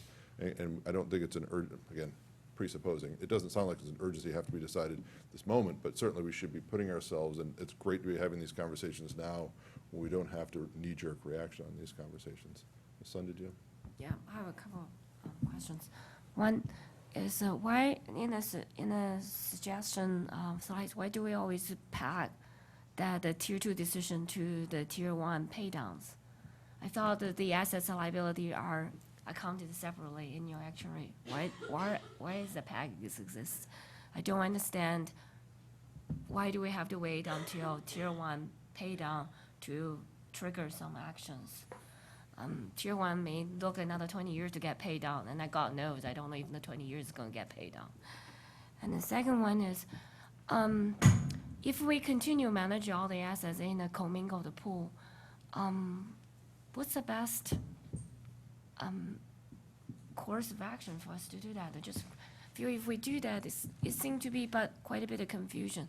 Because I asked a question earlier, the aggregated plan has such a high demand for liquidity, and then the current asset allocation for the investment policy has quite a bit of liquidity built in. While if we look at tier 2 asset itself, it doesn't need that kind of liquidity. Shouldn't be better off have the assets managed separate, slightly differently? Is a separate pool make it cleaner? Does a separate pool makes it cleaner? So I'm just. Well, I'm going to pause on the assets themselves until we get the Makita discussion. Okay. So we'll certainly keep that and have a fruitful discussion there. And the first one was, Why do we have to peg on tier why 1 do we pay peg down? on tier 1? I haven't heard from Bill that we have to. He says, as an idea, we could. So that the city's contribution isn't, so essentially the city's contribution is stable. And as the city's contribution will dwindle down as a percent of overall payroll, perhaps that's how you use, there's a capacity in city payroll that could be used to then put towards additional tier 2 contributions. So use it, it's an idea, it's not It's a. it is an, nothing only. you don't have to. It's an idea, and I think there's that aspect. There's the other question, though, of how much burden is that tier 1 UAL payment having on the number of tier 2 employees we have and the pay levels within the city?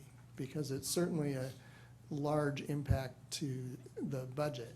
And if you think it has an impact on those things, then it may make sense generationally to wait and gradually address this as that burden goes down.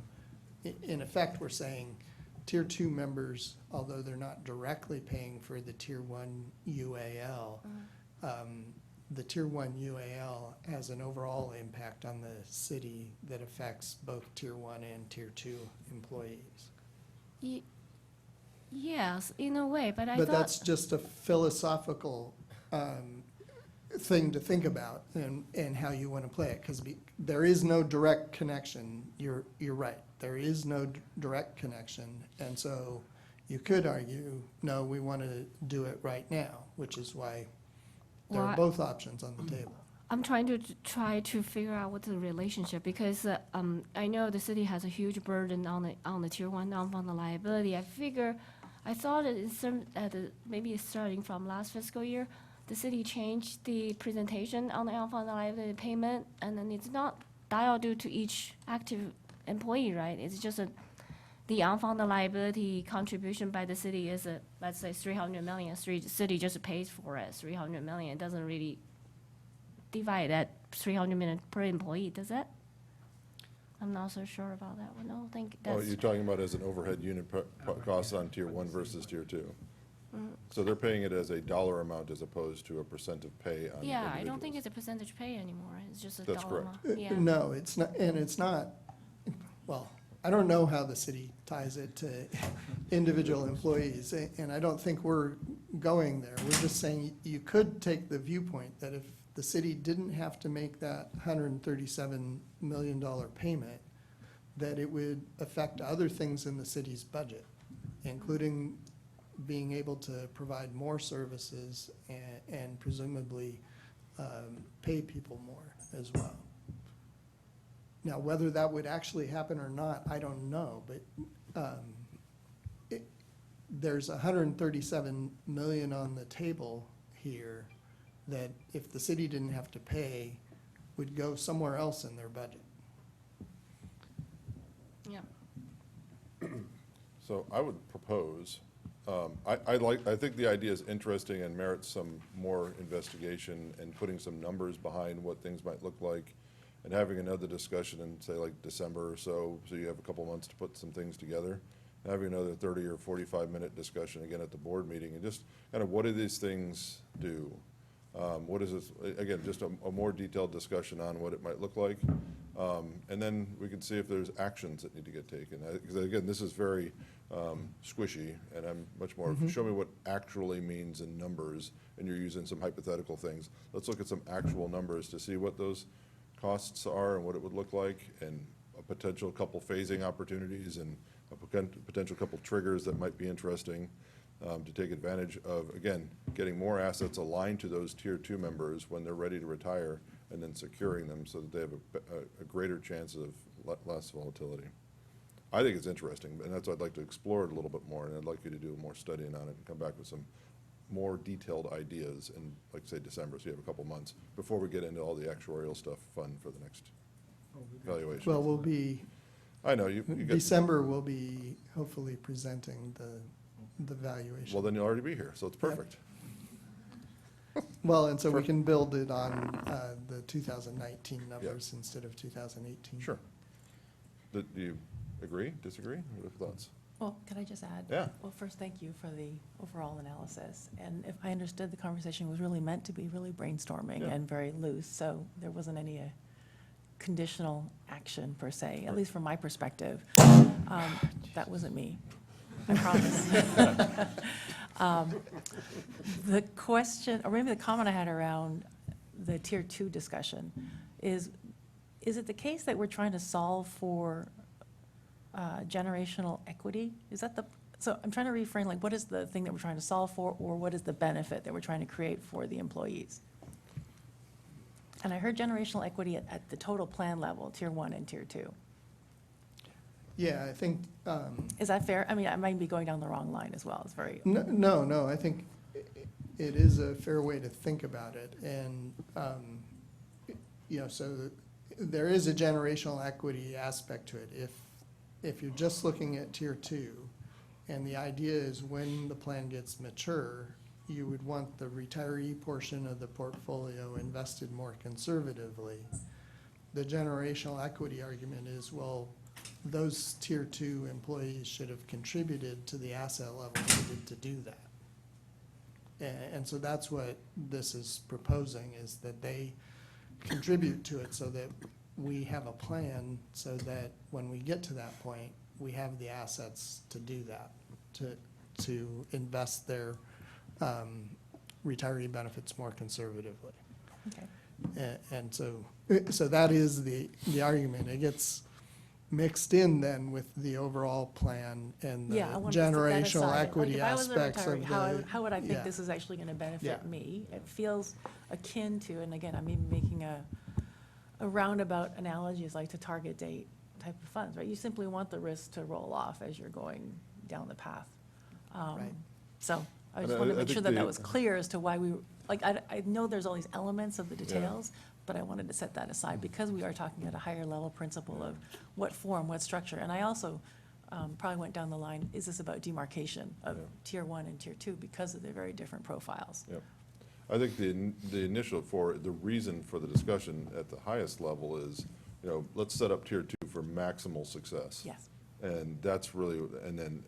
that's a fair way to frame it. And that's really, I think, what does that mean? It means looking at potential asset plans, looking at potential policy plans, looking at actuarial plans around those to set them up for maximal success. Yep, thanks. Mr. Levy? Been tough to stay quiet this long, but I do, since we are in a retreat, I want to make a point about generational equity.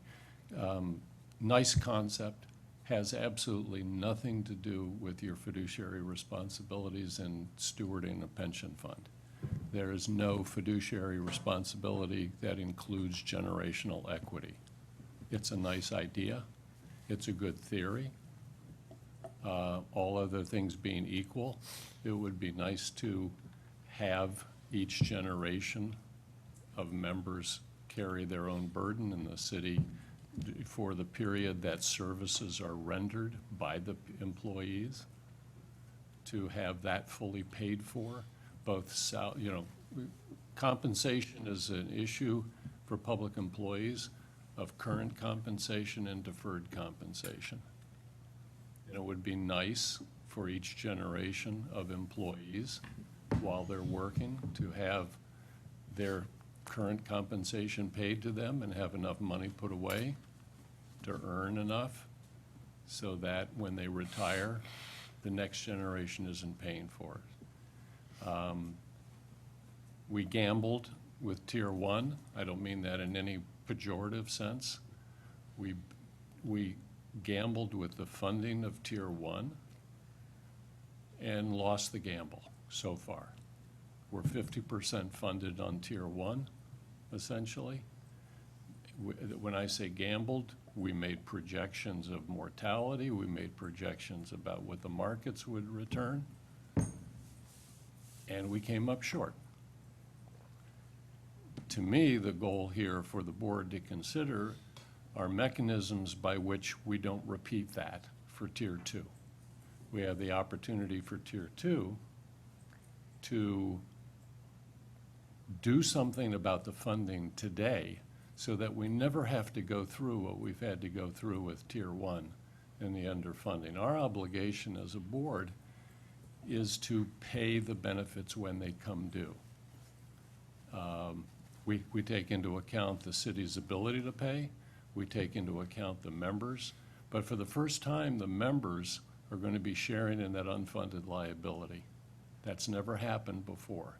So the real question for me as your fiduciary counsel that I'd like to see the board address, not only this idea of, changing the amortization, but the whole idea of continuing to make funding decisions based on future projections, when history has shown us that the projections have never overstated performance, they've always understated. And so we're left with a Tier 1 burden on the city that impacts it in ways that we would like to avoid, I think, for Tier 2, and not repeat the process that we used in the past, whether it's an actuarial process or investment projecting capital markets process. We've come up extremely short on Tier 1, and that's what we're dealing with today. We need to find mechanisms to not repeat that again for Tier 2 if we can. And maybe we can't. It's still a defined benefit plan. And I would say, Mr. Chairman, in terms of going forward, these ideas are worth exploring. Certainly, I'd like to keep the table open for the introduction of some other funding ideas as well as we go forward with talking about how can we, if we can, insulate Tier 2 from the risks that have come to roost regarding the funding of Tier 1. So, thank you. Comment or questions on any of this? All right, I'm going to give you a mercy break for about 5 minutes. We'll take a recess before we shift decks and move on to the next presentation. So thank you. 5 minutes, recess.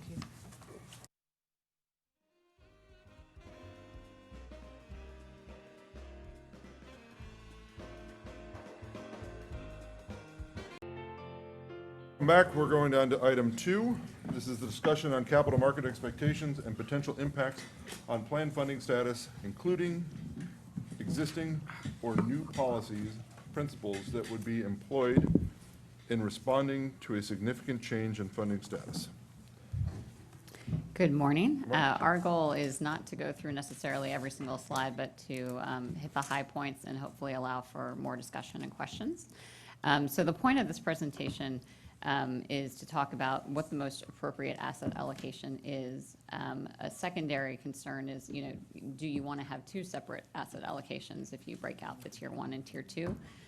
That would largely come from an actuarial decision. We, as your investment consultant, think we can structure the most appropriate, along with staff, risk-adjusted returning portfolio for whatever your target is. And we can also talk about some of the challenges that might come if you do have the two pools of assets from the investment side as well. And we also wanted to provide some more information that will allow board members to respond to any questions that you get from stakeholders in the plans. So we wanted to review the history of the asset allocation. Asset allocation is the primary determinant of your investment return. The managers that staff and that Makita has assisted in selecting, if you look at your reports, have actually done quite well within their asset classes, within their peer groups. The majority of the asset managers in your investments have outperformed their peer groups since you hired them. So the individual strategies doing quite well. The fact that there are asset classes that have been more out of favor, like say hedge funds, there was a large commodities allocation for a long time, have not performed anywhere near U.S. equity returns has been the primary determinant of the peer relative returns in the Federated plan. So I think this slide is really interesting because it looks at the pretty large shifts that have taken place in asset allocation since Makita began working with the Federated plan back in 2009.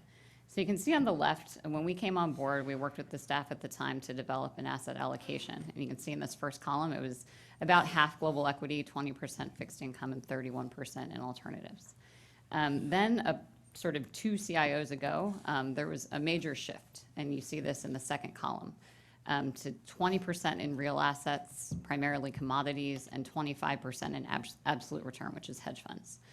Similar to a shift where you say increase fixed income, and you can sort of push a button and trade tomorrow and get into a fixed income index fund, going up to 25% in hedge funds takes a long time.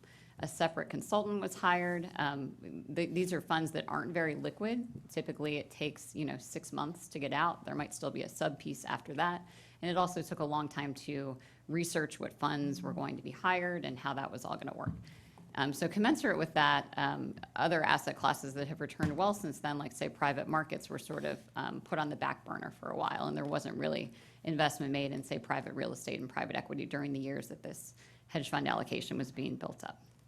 Another thing I wanted to mention is that Makita Investment Group's expectations for returns for these real assets and hedge funds were never above the 6.75% level. At the time, the staff did their own study where they came up with their own capital market assumptions that assumed a higher rate of return for hedge funds because they assumed a lot of manager alpha.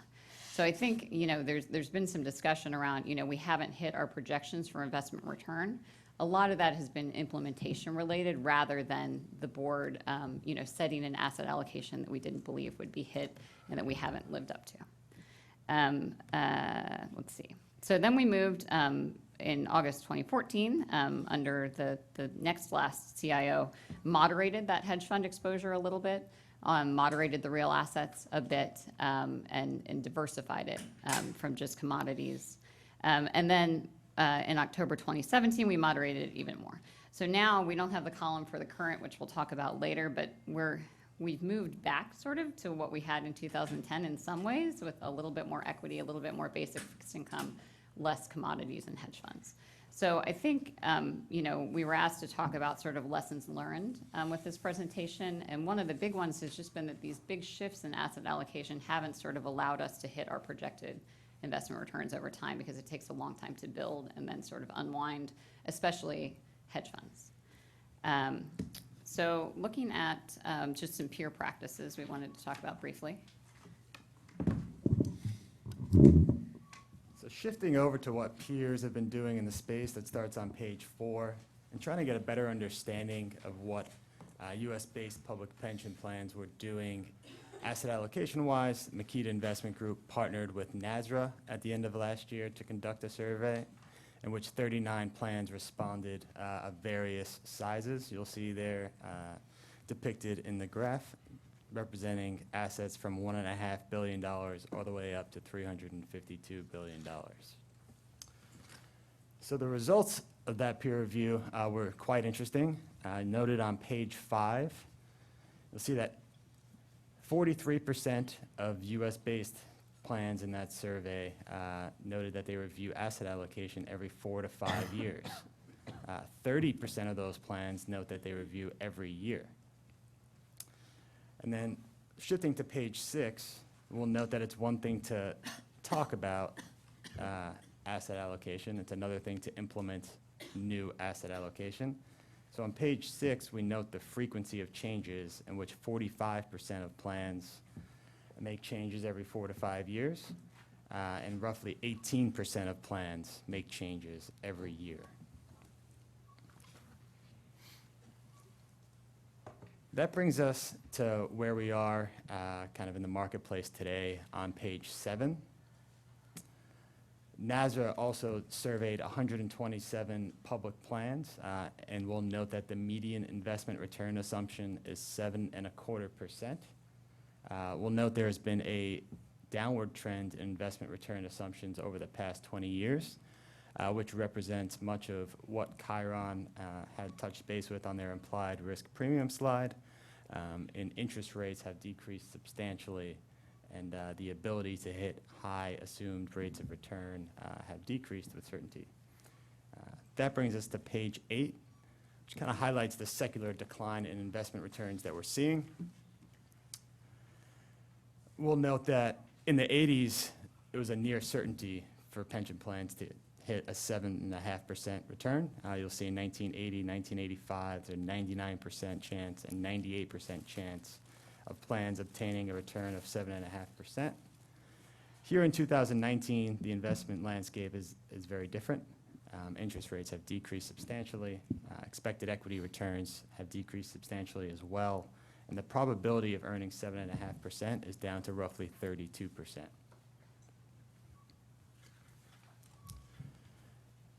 Page 9 represents several asset classes over the past 10 years as opposed to the past 35 or so years that we saw on the chart before.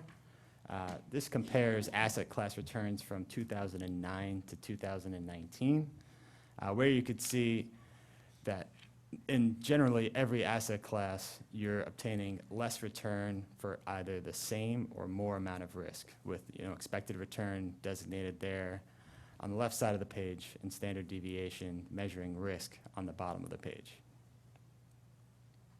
So those slides are sort of designed to show that, asset allocation has shifted more than I think peers have shifted their asset allocations during that time. This plan has been on the front lines of reducing the discount rate.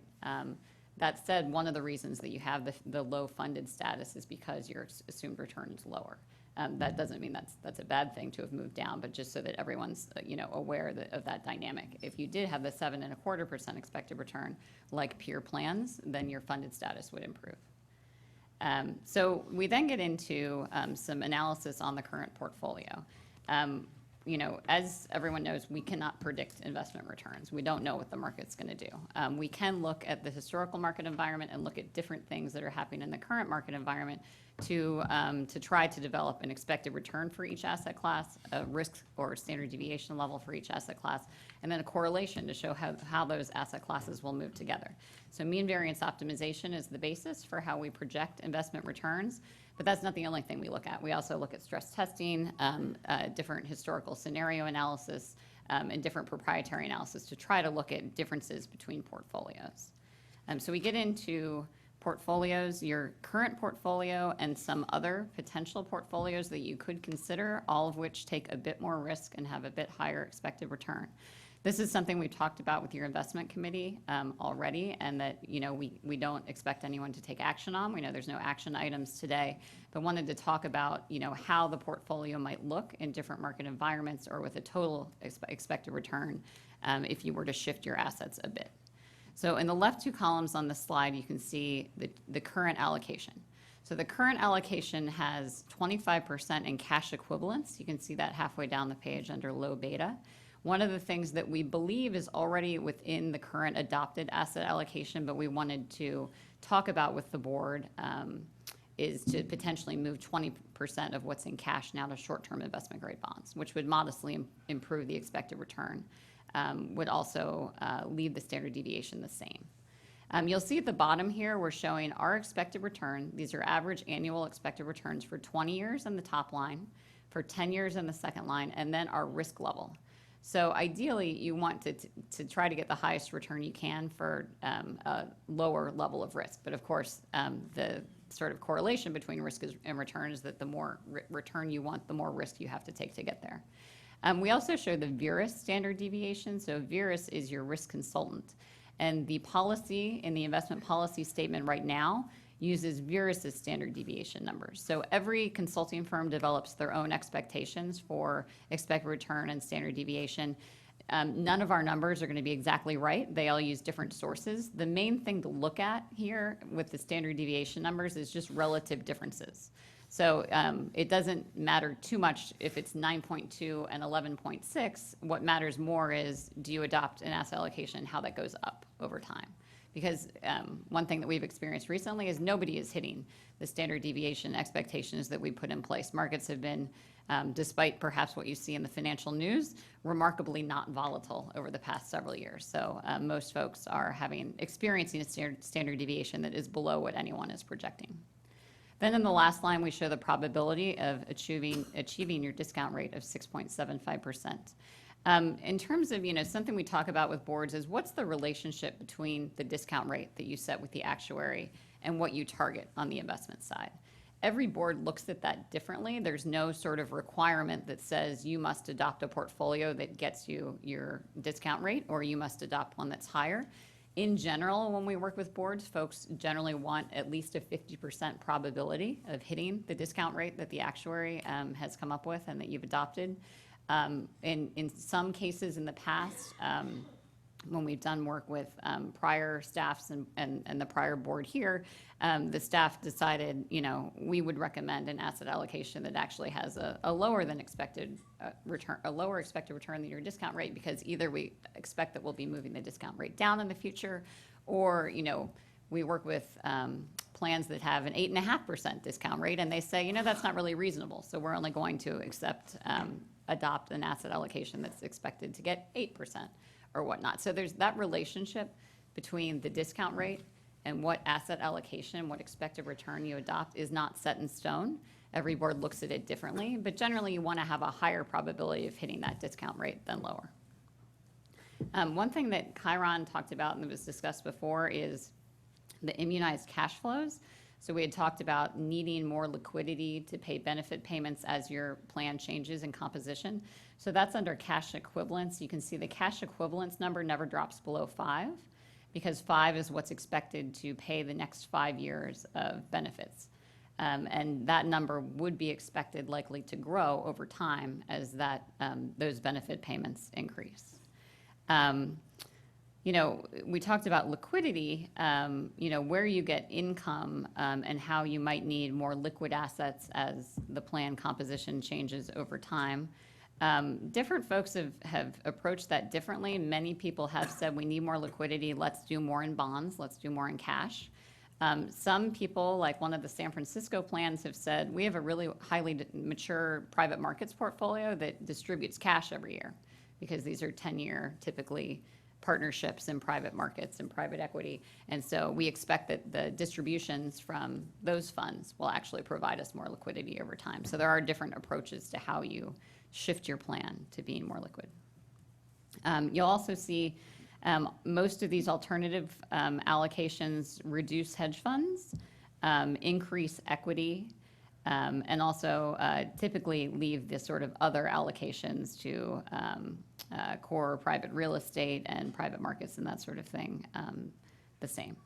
One thing I wanted to talk about around the discussion of Tier 1 versus Tier 2 and breaking those assets out. We have a little bit of a case study in the healthcare plan that you already run, which has about 150 million in assets, in terms of how would you structure a plan that has a lower asset base. Some of the challenges from an investment perspective with having a lower asset base is you typically pay higher fees. And you also can't really go into a lot of the illiquid partnerships. You couldn't be doing a lot of the private equity, the private debt, things like that, because a low asset base doesn't allow you to get appropriate diversification. But if we looked at the healthcare plan, it has invested a lot like the pension plan, but used more, say, passive index funds and more sort of straight exposure to the market, which has been a little bit more volatile. It has returned a little bit better in different market environments, like when equities are running up. So it's very reasonable for us to structure two different plans. We've already done that, We consult the police and fire as well, so we're looking at 4 different plans, 4 different asset allocations already, having one that's broken out with the Tier 2 and structuring either a more aggressive or more public equity reliant portfolio for those Tier 2 assets is something we can certainly do. We also wanted to take a look at peer information. So this peer group has about 100 funds in it. This is all self-reported information. So you'll see that the sort of universe of funds that reported their separate emerging market equity allocation is only 8. So take some of this with a grain of salt because everyone classifies their assets differently. But that said, I think the major takeaways are that the Federated plan has a lower allocation to U.S. and total equity assets, a higher allocation to alternatives. And you can see that hedge funds and private equity are 2 of the higher alternative areas. Real assets and real estate are sort of middle of the road or lower quartile. So, that's historically in the time that we've worked with the Federated plan been the preference because of the experience with the global financial crisis is to be less risky than peers, and that's manifested itself through less equity. That said, that is the direction that peer plans are moving. So from that same organization, the National Association of State Retirement Administrators, they have over 100 plans as part of their peer group. Having more assets in alternatives has definitely been the way that peers are moving. A lot of that is because of what we've talked about with declining expectations for returns in public markets assets. I mentioned that the potentially varying goals between Tier 1 and Tier 2. That's mainly a function of what decisions you make on the actuarial side. We are confident that we could structure the portfolio for whatever discount rate and liquidity profile you'd be interested in if you do decide to separate out the assets. We then go through a variety of other types of risk analysis for these different asset allocations and historical scenario analysis and stress testing. We do this type of analysis to see, does it tell us what we would expect? And in this case, it does, which is that the higher return that you target, the better we'd expect the plan to do in up market environments. When equities are going up, the worse we'd expect it to do in a downturn. And these projections are not for your specific managers because we can't say how Artisan Global Growth or Value is going to do in one of these environments. We can say how global equity as a whole we would expect to do in different market environments. So at first we have mean variance optimization based risk analysis that shows what we would expect the worst case scenario returns to be in any given year. Also the probability of experiencing negative returns. And you can see that typically when you have a bad market environment, it washes out over time. We wouldn't expect any of these scenarios to have a 20-year negative return because we have always recovered from downturns historically. And then also the probability of achieving your assumed rate of return, which goes up with the riskier the portfolio. Looking at scenario analysis, we've looked at 10 different market environments here. They're all a little bit different. I know a lot of folks currently are concerned about stagflation, an environment where we have low growth and high inflation. Those are those 2 scenarios on the bottom and what you would expect the negative returns to be in those scenarios. And then we also show a smaller number of positive scenarios because we're always very focused on the downside. And you can see here, for example, we had the global financial crisis where your current allocation we would expect to be down 23%. However, when that recovery happened, assuming that you stayed the course with your asset allocation and didn't, get spooked and make it less risky, would expect a recovery of 27.5%. So historically, when we do have a downturn, assuming that you stay the course with your investments, typically we do recover. We then look at stress testing, and these are expectations for potential forward-looking returns. Go ahead. Could I ask you to slow the pace a little bit? Oh, sure, of course. I understand what you're saying when you're saying it, but Yeah. I'm not having time to. Yeah, and I one of the reasons that I'm not spending too much time on these slides is that I don't want anyone to put too much stock in these specific numbers because we cannot, on the actuarial side, you have a lot more hard data. You know how many people are in your plan. You know what you promised to pay them. There's a lot more modeling that you can do. These numbers, I really want to highlight, we want to look at relative differences, not the actual number. So in general, the outcome of this analysis is that if you move to a riskier plan, you will have a higher probability of meeting your assumed rate of return. You would have very strong returns in upmarket environments like we've had recently. However, there is the risk that we have these other negative market environments that we've experienced in the past, or some that we haven't experienced yet, and then you'd see more of a downturn.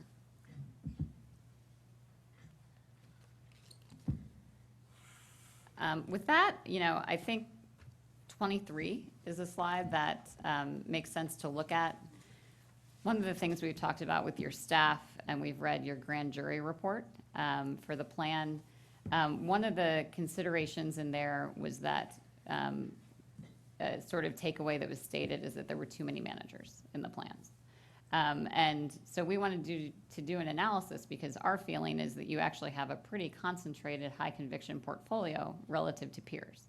So we wanted to look at the actual numbers. So on page 23, you can see that the Federated plan has 27 public markets managers. That does include passive index funds and also hedge funds. So some people wouldn't consider an index fund to be a manager, but for the purposes of full disclosure and full counting, we wanted to include passive funds as well. And then the number of private markets managers are 40. So that includes every underlying investment. You have moved to a direct private markets program from a fund of funds, so each of those funds is its individual line item now. So that brings the total plan to 67 managers right now. So there were a few plans that were mentioned quite a bit in the grand jury report as peers. Those were LA Fire and Police Pensions, Lacers, and Lacera. We at Makita work with Lacera. The other two plans use other consultants just for purposes of looking at peers. So you can see that each of these plans has at least 10 more public markets managers. If you look at private markets, each one has more with the exception of Lacera because a lot of that is sort of hidden through the fund-to-fund structures that they use. So in terms of total managers, no matter how you slice and dice it, San Jose Federated has fewer than these three other plans that were mentioned quite a bit in the grand jury report. The bottom bullet point on this page talks about direct private markets relative to fund of funds. So if you hire a fund of funds manager in private equity, you're just hiring one manager.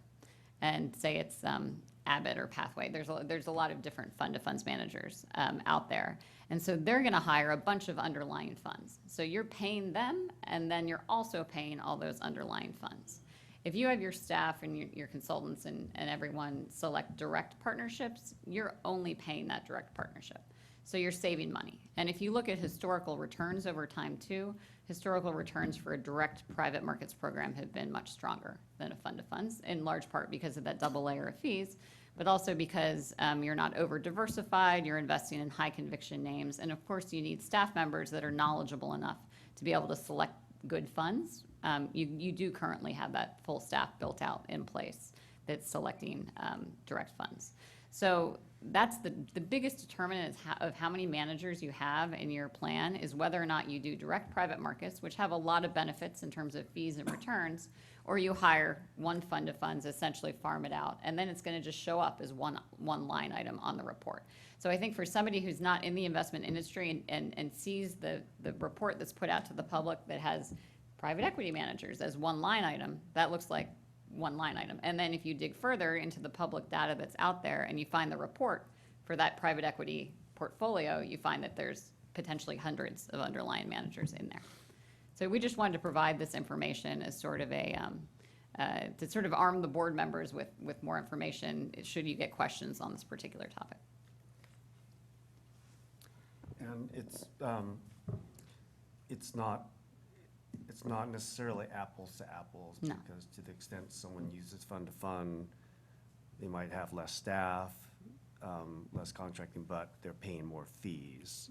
Right, or they might just not, I mean, something you could do in your reporting is just have a line item that says private equity portfolio, and that's what a lot of your peers do, so that somebody doesn't pull up the report and say, oh my gosh, there's hundreds of managers in here. And that's something that's, reasonable as well.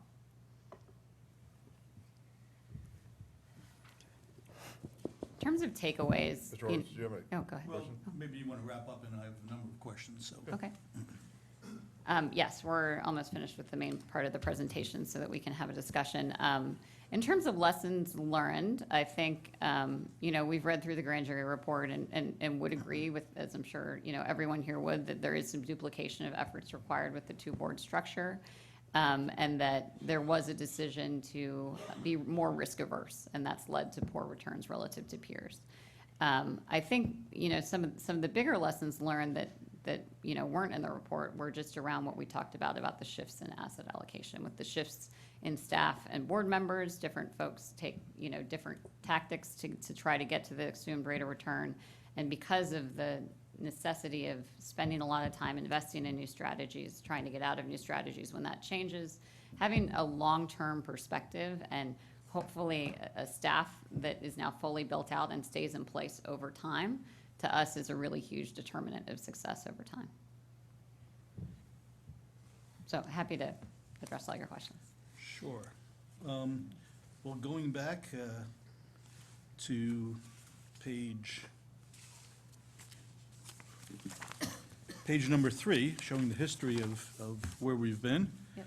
It sounded like you were associating the different asset allocations through the various columns with changes of CIO at the pension plan. So I guess my initial question is, who's driving the changes in asset allocation? Is that driven by the board or by the individual CIOs? Sure, so asset allocation is the responsibility of the board. That said, the board, is involved in the hiring of the CIO, and different CIOs have different, initiatives, and there were periods of time where there was not as many staff members as everyone would have liked, and a lot of turnover. So I would say that, it's a collaborative effort when asset allocation is changed. It's by a vote of the board, but it's heavily driven by staff. And Laura, between you and Mr. Polani, could you talk about the division of labor between the CIO and the investment committee? We can talk about definitely how it is now. I can tell you that in some periods in the past, it's been very different. For many of our clients, there's not a staff, or there's a smaller staff, and it's very collaborative. I would say we're very collaborative right now. With a couple of CIOs ago, there was a different sort of operational culture, I guess, and there was a lot that was driven by staff, and sort of we were asked a question when there was a need for that, rather than being really involved in the process. If I may add, so we did a governance project with Cortex last year, and those recommendations were accepted by both boards at the end of last year. And so for the first time, we've actually, hopefully, we'll see how this works in practice, made it very clear that the responsibility of asset allocation rests with the board. But practically speaking, as Laura mentioned, the investment consultant and staff work together, and we come up with a number of options. And you saw 4 options today, A, B, C, and D. We actually presented 8 options to the IC. And then the IC recommended that we take 4 options in front of the full board. So at the October board meeting, you will get those 4 options, including the current, where we stand currently. And the board will then get to discuss and vote on one of those options. And then it is our responsibility as the investment team to implement the option selected by the board and to pick the underlying managers. So the changes that Laura alluded to just a minute ago between the different regimes, different tenures, that's now all been codified through the governance? That's right. Now it is part of our it's now codified in the investment policy statement. You've delegated authority for manager selection to the staff, which in our opinion is good governance. you know, different, this has always been a great board to work with, but at different points in time, you know, staff and Makita would bring, staff and Makita or Makita would bring suggestions, and there were, you know, certain board members that, you know, said, you know what, I've heard bad things about this asset class right now, or in my personal work, I'm not recommending this asset class, and so let's not do it. So that leads to a lot of sort of disconnect between the strategy that we're all trying to carry out. So I think, you know, adopting an asset allocation that makes sense, which drives the majority of returns, is number one most important. Implementing that and leaving a lot of that to the folks who are day-to-day meeting with investment managers and paying attention to markets makes a lot of sense from a governance perspective, and that's where you are now. Mr. Lederman, and then I see Mr. Horowitz wants to talk. Oh, I was going to address more directly from a historical perspective Spencer's question. There was a period of time several years ago that for a lengthy period of time, the board had set asset allocation, and for various reasons, at that time there was only a single investment officer, and the board's asset allocation was not timely implemented because that individual had a very different view of how the investment should be made. And so as a consequence, you know, the board's determined allocation simply never went into effect with the consequences that followed from that. We have now in place rather robust governance principles and monitoring of that to avoid those situations and to more timely implement the board's determination. Okay. Mr. Horowitz, did you? Yeah, I have a couple of questions. So that certainly gets to the first issue. My next question is then, how frequently is the asset allocation rebalanced to bring it back up to the preferred determined asset allocation? Is there a methodology for that? We are actually at the asset allocation currently. And so there is a mechanism that's built into the IPS where if we deviate more than a certain percentage from the strategic asset allocation for each asset class, we will immediately rebalance to the asset allocation. So you will not see any significant deviations from the strategic asset allocation policy. So the question was about a time. It's actually a metrics based on the amount of deviation from the strategic, not like every 6 months or every 2 months. It's based on what swings there are going on in a particular asset class. Right. So I infer from that we have the ability then to quickly respond to rapid changes in asset class valuations, i.e., if the market were to go down sharply, we would respond quickly to bring our asset allocation back up to the preferred level, thereby capturing the potential gains when stocks are on sale. Yes and no. So if there is a sell-off in one asset class relative to other asset classes, that throws off the asset allocation, right? And therefore, we would rebalance. Mm-hmm. However, there could be a situation where there's a sell-off in equities, but similarly, there could be a similar move in bonds, and therefore, it doesn't necessarily distort the entire asset allocation. And in that case, we would have to come back, the consultant and staff would have to come back to the IC and suggest changes. And the IC does not have the authority. So what we can do is we can discuss this with the investment committee. Then the investment committee can then say, we should take this to the full board to make changes. And part of this was done deliberately as part of the governance project.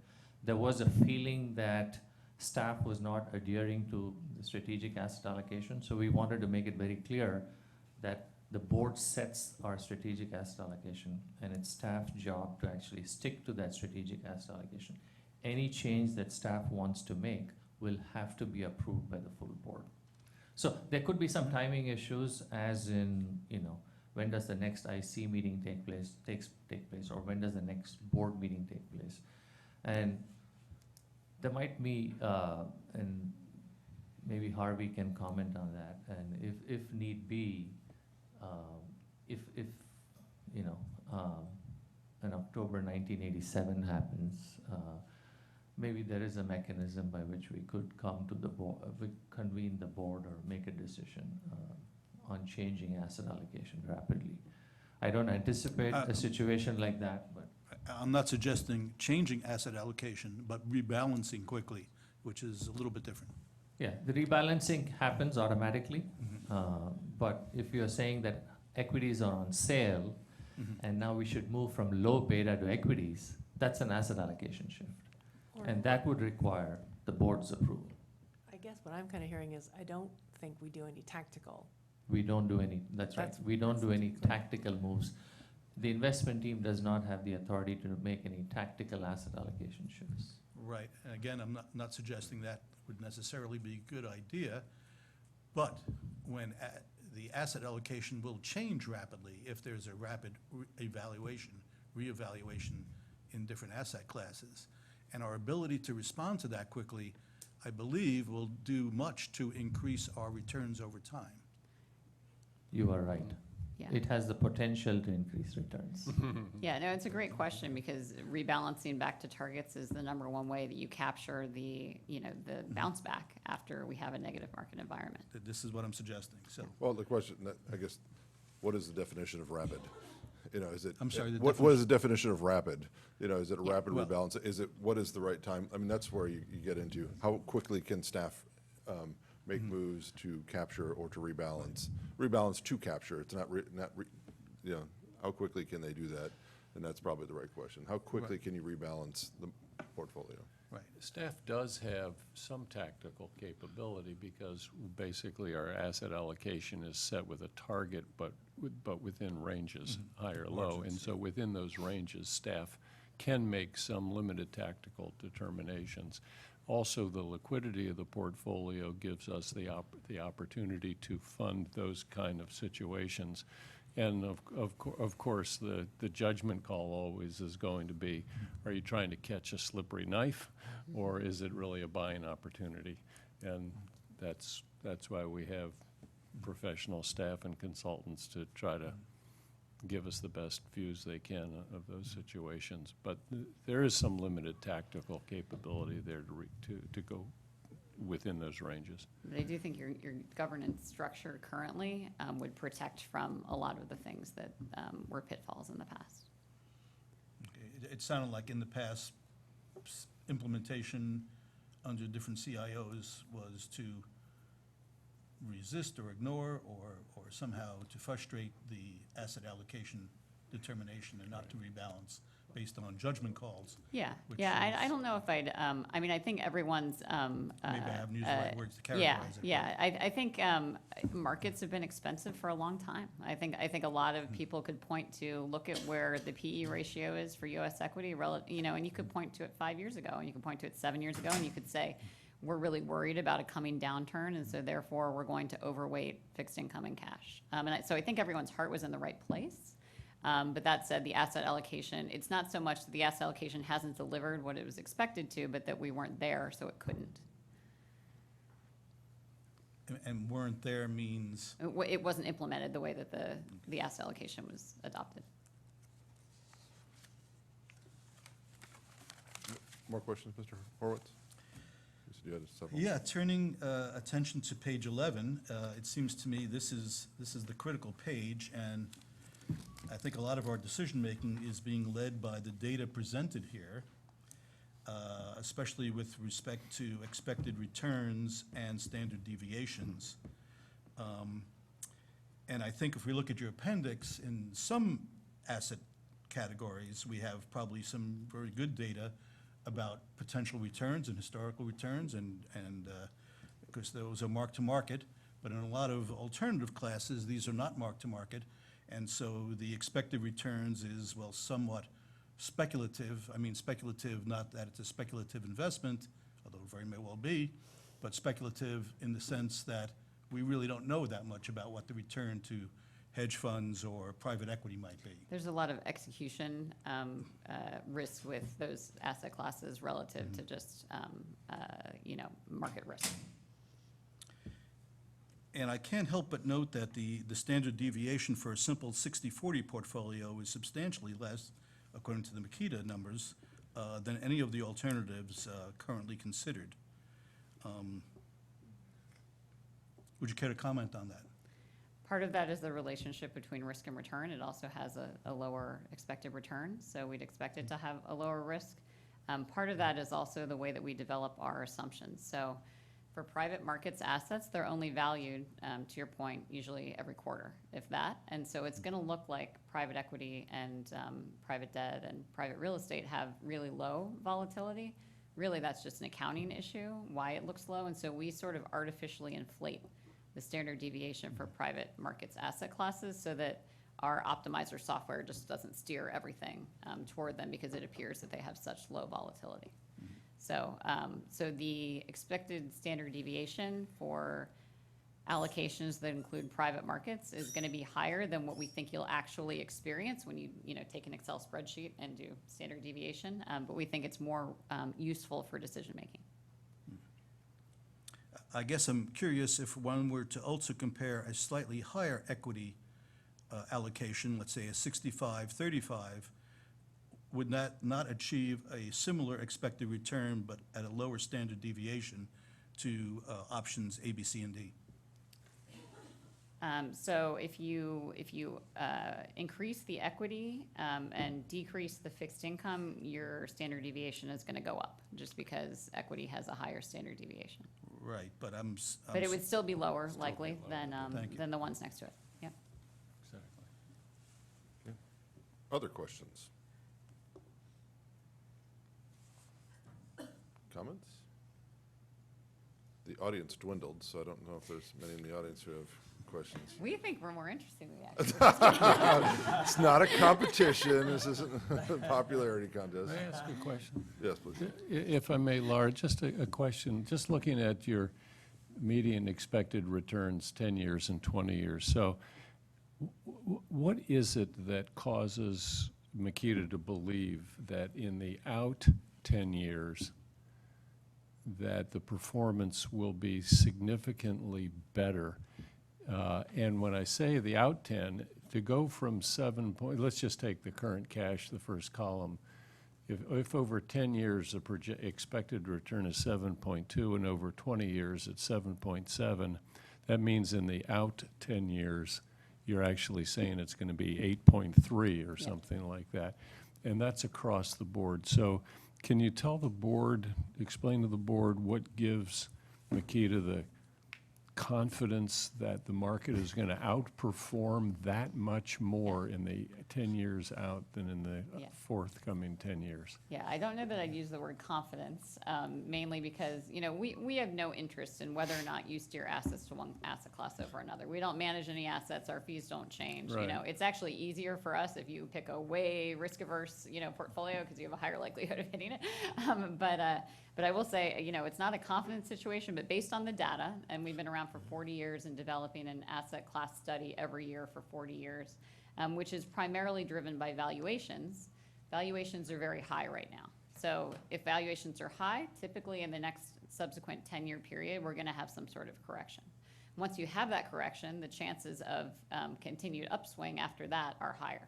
So it's based on the data, the historical data, expectations for the future, and the fact that because valuations are high, we'd expect returns to be more muted in the short term than in the long term.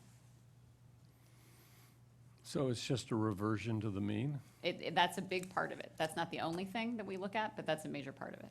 So would you then, on your chart on page 9, have said in 2009 that we expect in the first 10 years to 2019 will look like the red line, but that 10 years beyond that, it's going to revert back to the blue line of 2009? I think you're thinking about that correctly. I think you might have worded it oppositely in talking about which line, but yes, in 2009, we would have expected much higher asset class returns coming off of the recession, and then in the following 10 years, we would have expected lower asset class returns. But that's not what happened. So these are based on the projections. So we have had much stronger equity returns in the last 10 years than we would have expected. Right. Yeah. Based on the data. Okay. Thank you. Sure. More questions, comments? Well, I want to throw one point out, because when Kyra was conducting their presentation, they asked the question about asset management in the commingled stage. I thought it might be less, it would be more confusing to have the assets in tier 1, tier 2 commingled if we started down the track of using different kind of required rate of return structures for the tier. And then you said that would be a question to discuss at this time. Ask your question. So what, I'm not so sure how I'm going to kind of stretch. So if we decide to choose a different path for tier 2, let's say we have two different require rate of return, pre-employment and post-employment. We decide to have all the assets commingled with tier 1. Is it feasible for you to still come up with an asset allocation for the aggregated plan? Or is it easier for you to separate plan into two different pools, separate the assets into two different pools? So if you were going to have different expectations for return that you were trying to hit, it would be simpler as for everyone to monitor and set an asset allocation if you did not have the assets commingled. Currently, we're looking, we're accustomed to looking at different plans for you and for other clients where it is commingled, and as Chiron mentioned, it is unique to break those things out. But certainly we work with many clients where they have different pools of assets that target different returns, and we develop individual asset allocations. So that's certainly something we could do. So in a way, it is cleaner and simpler if you. It could be cleaner, yes, definitely. I think, like I mentioned before, I think you might end up paying higher fees and wouldn't have the same access to certain investment vehicles just because the asset size would be lower. As it grew over time, that would change. Yeah. Okay. More questions, comments? Okay, thank you. Thank you. On to item 3. This is discussion on a timeline and process for developing board's annual work plan. Thank you, Mr. Chair. So as part of developing the retreat, one of the questions that was presented and stated was, hey, how come the board doesn't have any input on the work plan that is completed, that is expected for the following fiscal year? And so the goal of this memo is to kick off the basis and the discussion for helping the board develop a process for which they can join the work plan discussion, so that in addition to the staff work, we get input from the board if there are any particular mandates or issues that would like that work plan for the following year to be included there. So what we did was we, aside from the memo, which just gave some basic background, what we did was we provided 2 attachments. As you can see, one is actually a calendar year timeline for our office. They're designed, they're different colors, but we went by month as to specific board agenda items that come before your board for discussion, issues related to the retirement office operations, and then events or timelines that we have to follow as an office when we are dealing with issues that are related to the city council and the budget office. So you can see that. I won't go into the specifics, although I'm happy to answer any questions, but I think the easiest one to deal with is the budget process. And because the budget is actually approved or presented to the city council in May, actually fully approved in June, we work backwards from that, and we make sure that we come before your board in March. And before that, as part of the process, our office work within the city structure is considered an appointee office. So we work with the mayor's office. That means that then I start discussion with the mayor's office either in December or January as to what are our potential needs for the following year. So that was just an example. The second attachment, it just kind of split a discussion or a particular event or item on whether they may have a potential impact on the budget or not, because it makes a difference. If it's a work plan or an issue that wants to be implemented that does not have any budget impact, then we have more flexibility as to when we want to have those discussions, because it doesn't have to be part of the budget process. But if it does require to make sure that we request budget dollars for that particular initiative, then we want to make sure that we work through the budget timeline process so that by the time it is discussed at the board level with staff, it can be part of the process that we use to present the budget to your boards in March and eventually approve at the city council level in May. So again, what we were trying to do here is sort of provide you with the timeline that we use at the office so that then the board can use that approach. And again, this is a kickoff discussion so that at future meetings, if there are particular initiatives that you would like us to include as part of the work plan for the following year, that those discussions take place timely at the board level so that that information can be then input into our process to develop the work plan for the following year. Now, I know before, if you have any questions or comments, I'm happy to address them.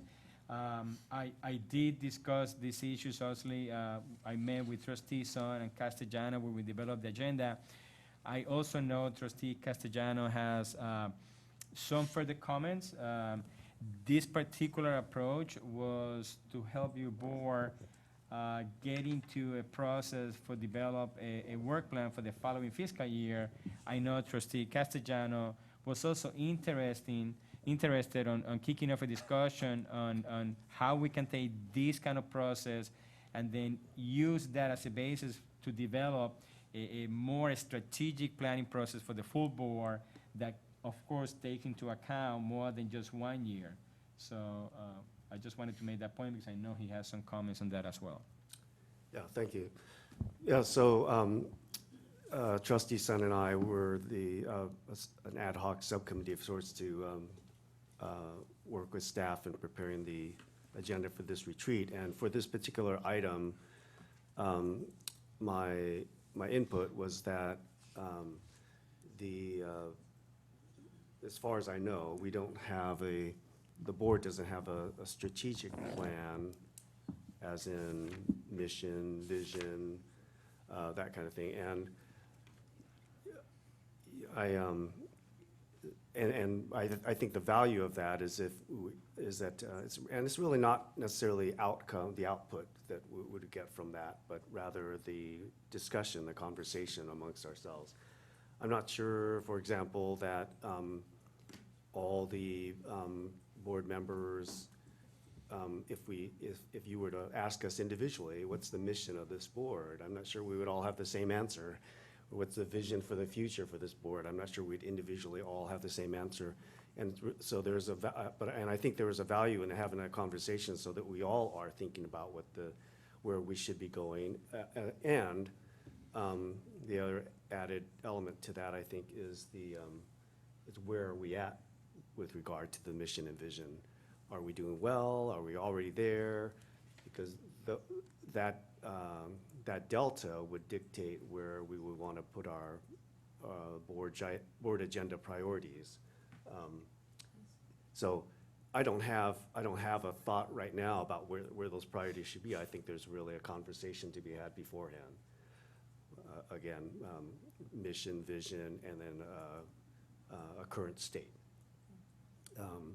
So my interest on this agenda was to have a conversation about process.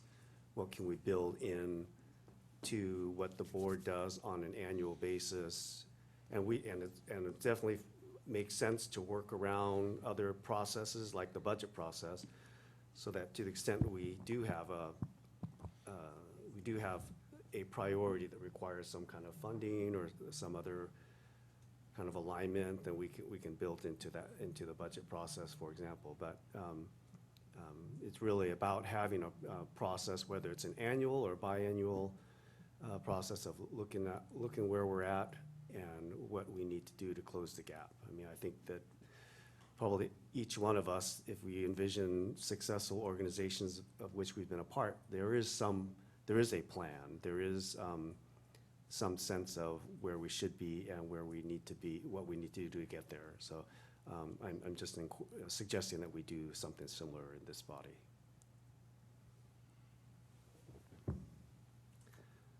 Comments, questions? I don't know what anybody's going to say. No, we shouldn't plan anything. This is a horrible idea. It's the dumbest thing I've ever heard, Jay. We should just willy-nilly go month by month and figure this thing out. So, yes, planning is a great idea. I don't think I should weigh in a whole lot on that because of, I could tell you the last 10 years has been pretty interesting because the problem sets we've had to deal with have come out of left field almost every year. And having to implement so many different things and kind of right the ship on so many different things going on, it's been, I would say it'd be pretty damn impossible to come up with a plan that we could have implemented and stuck to it for 3 years. I think if you just looked at the last presentation of what we've had to deal with staffing around CIO implementations and asset allocations, we could talk over that. If I project my best Drew Lanza over many, many beers and have many interesting discussions about how these things actually came to fruition. So again, I think 3 years would be kind of a stretch, but I think we're hopefully also coming into an area of a bit more stability.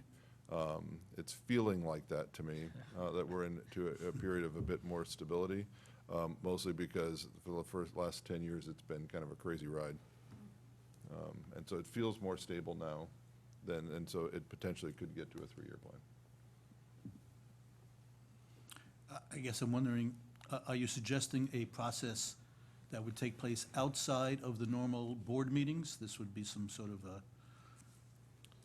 ancillary process? I'm not quite sure. So the only thing I would recommend, only because of having to have scheduled so many of these things, I would recommend, knowing the Federated board, that we should do them, a lot time during board meetings to do something like that.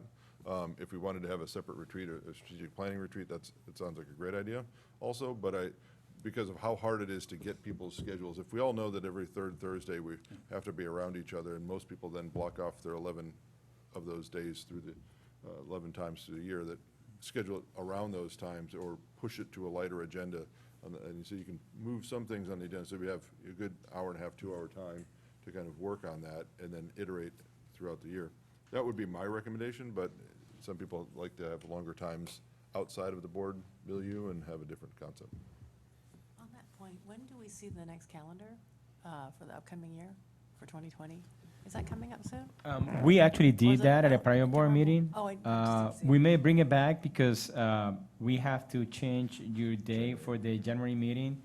We had changed it from the 16th to the something. Yeah, 23rd, yeah. but now we want to make it back the 16th. I'll just keep an eye I out. hope I don't go back to the 23rd, but right now it's the 16th. It's either the 16th or the 23rd. Yeah. So we can bring it back, but that already, yeah, we did that in, I think it was August.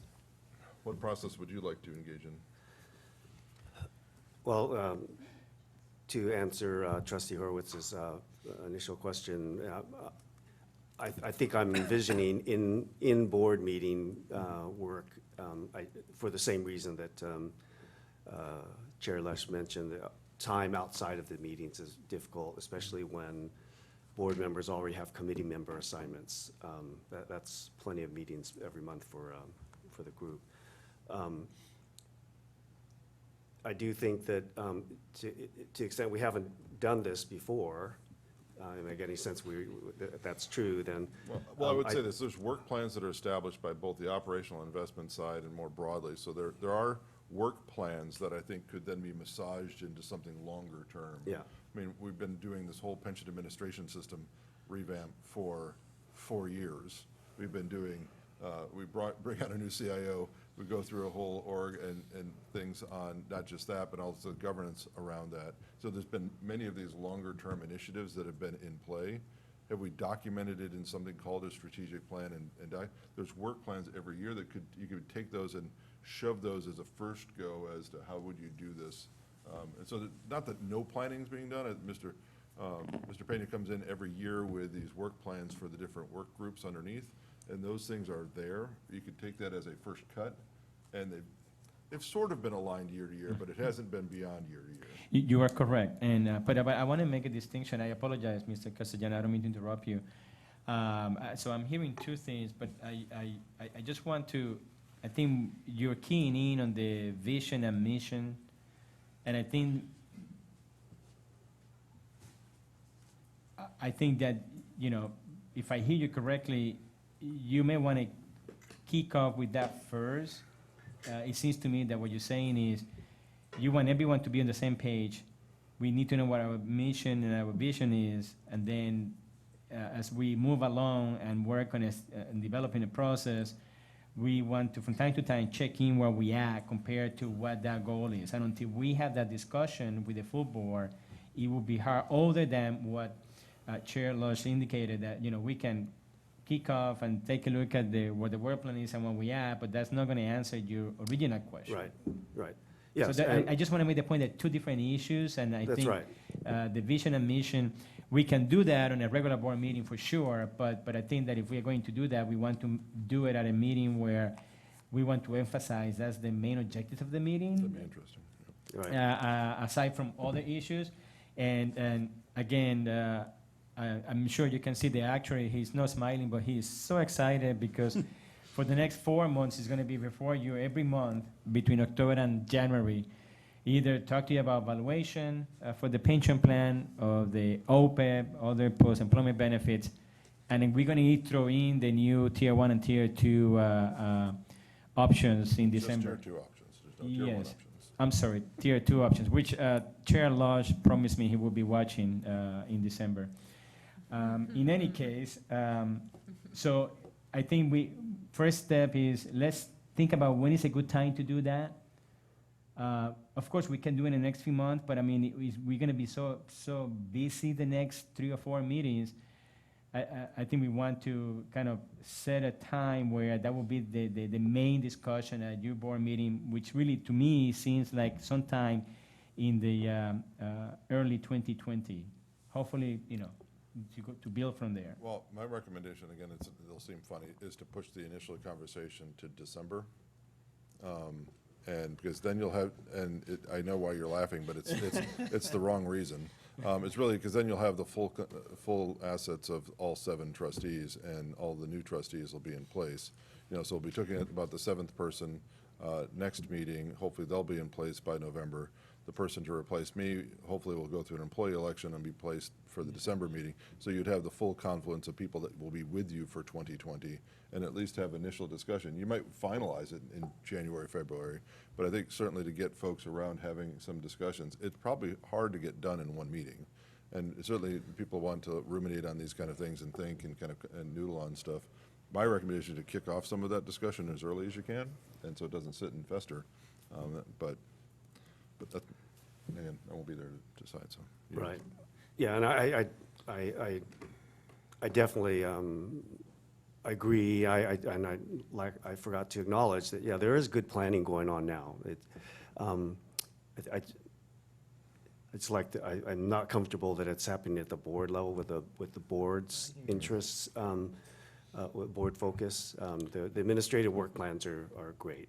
Well, the one thing I'll say is, 4 hours in, you know, several months in, Yeah, and right. about a year That- in. and So that- it's like there's a lot of that's really the reality of it, and it is the reality. So it is what is, and so I think if you there's a reason why it feels awkward. Yeah. I And think that's part of it. yeah, that's part of the backdrop too, is that after Chair Lesh departs after the November meeting, Trustee Chandra will have the most seniority at 3 years, and everyone else will be Less than a year. 1.5 years or less. Yes, that's right. So that it'll be helpful to have Change is good. some kind of plan. No, but- And I think too, just like pension plan asset allocations. This is gonna move slow. Because we could come up with mission vision stuff in a meeting, but we've got a lot of stakeholders that need to Buy in, see it yeah. and buy into it, you know, it'll need to be massaged. How long before we did, can start building so around when that. PNF put together their mission statement, how long did that take? They've got their mission they worked on that for a bit. Drew was a great wordsmith on that.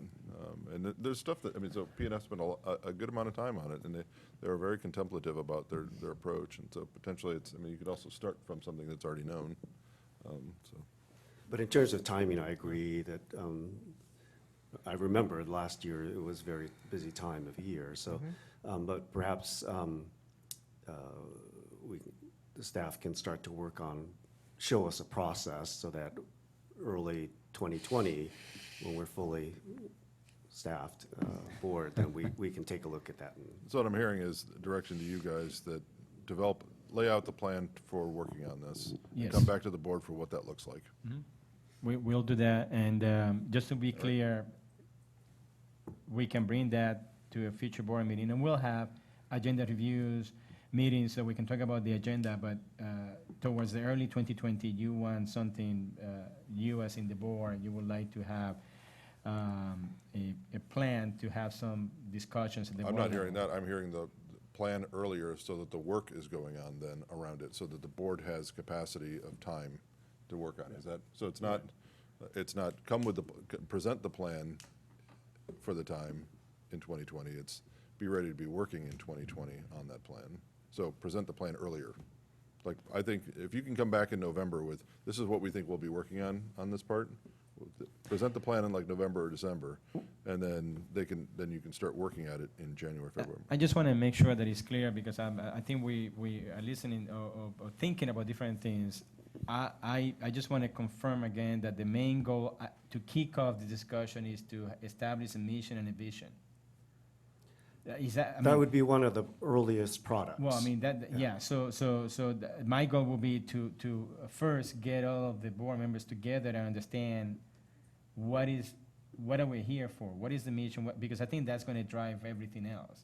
As opposed to start working on some other kind of process, then to start thinking about what our mission is. And so that's what I was coming from. And then establish or have an actual discussion at the board level to come to an understanding of what is it that we're thinking, as opposed to come forward with to you board with some suggested process, which maybe some board members will ask some questions. Well, we're not really sure why are we doing this for? Isn't this our mission, or isn't this what we want to do? So I just want a clear direction on that. That's So, what let me take another shot at it. Maybe it's saying the same thing, but I'm envisioning that you would build a process that would generate certain products along the line. Early on would be mission and vision, mission statement, vision statement. That would be part of those would be outcomes of a process. But the larger process, I think it would be good if you can show us what that process looks like in the November timeframe. And then we would start to execute that process early in 2020 when we have 7 trustees on the board. So the process would start in early 2020 after the bulk of the actuarial work begins to subside. And then we can start to generate products using that process, but that whole thing would start in 2020. One last question, not to be difficult. I think when Chair Lodge was talking, saying 2020, I think he may be referring to calendar year. Since we put a work plan for the fiscal year, do you want that initiative for the calendar year 2020, or do you want to kick it off for the fiscal year 2020 just to be in line with our work plan that we work every year? I mean, to me, that may be easier, because otherwise, you may have some initiative now in 2020 that we didn't even think about before. If the priority to the board, we certainly can change gears and do something different, but it may have budget implications that we didn't anticipate. So the question is, do you want to stick to the 2020 calendar year, or do we want to stick to a 2020 fiscal year? I think 2020 calendar year, I think that's, you know, we'll have capacity, we'll have the capability at that point. And then we can, you know, we can see how the process that you lay out in November, we can see how it lines up with the budget process. I know the budget process, you've got to have proposals in place by the March timeframe, I'm gonna guess something like that. So I'm envisioning we're only gonna hit pieces of the process during our regular meetings. I'm not envisioning we're gonna have something in place by March in time for budget.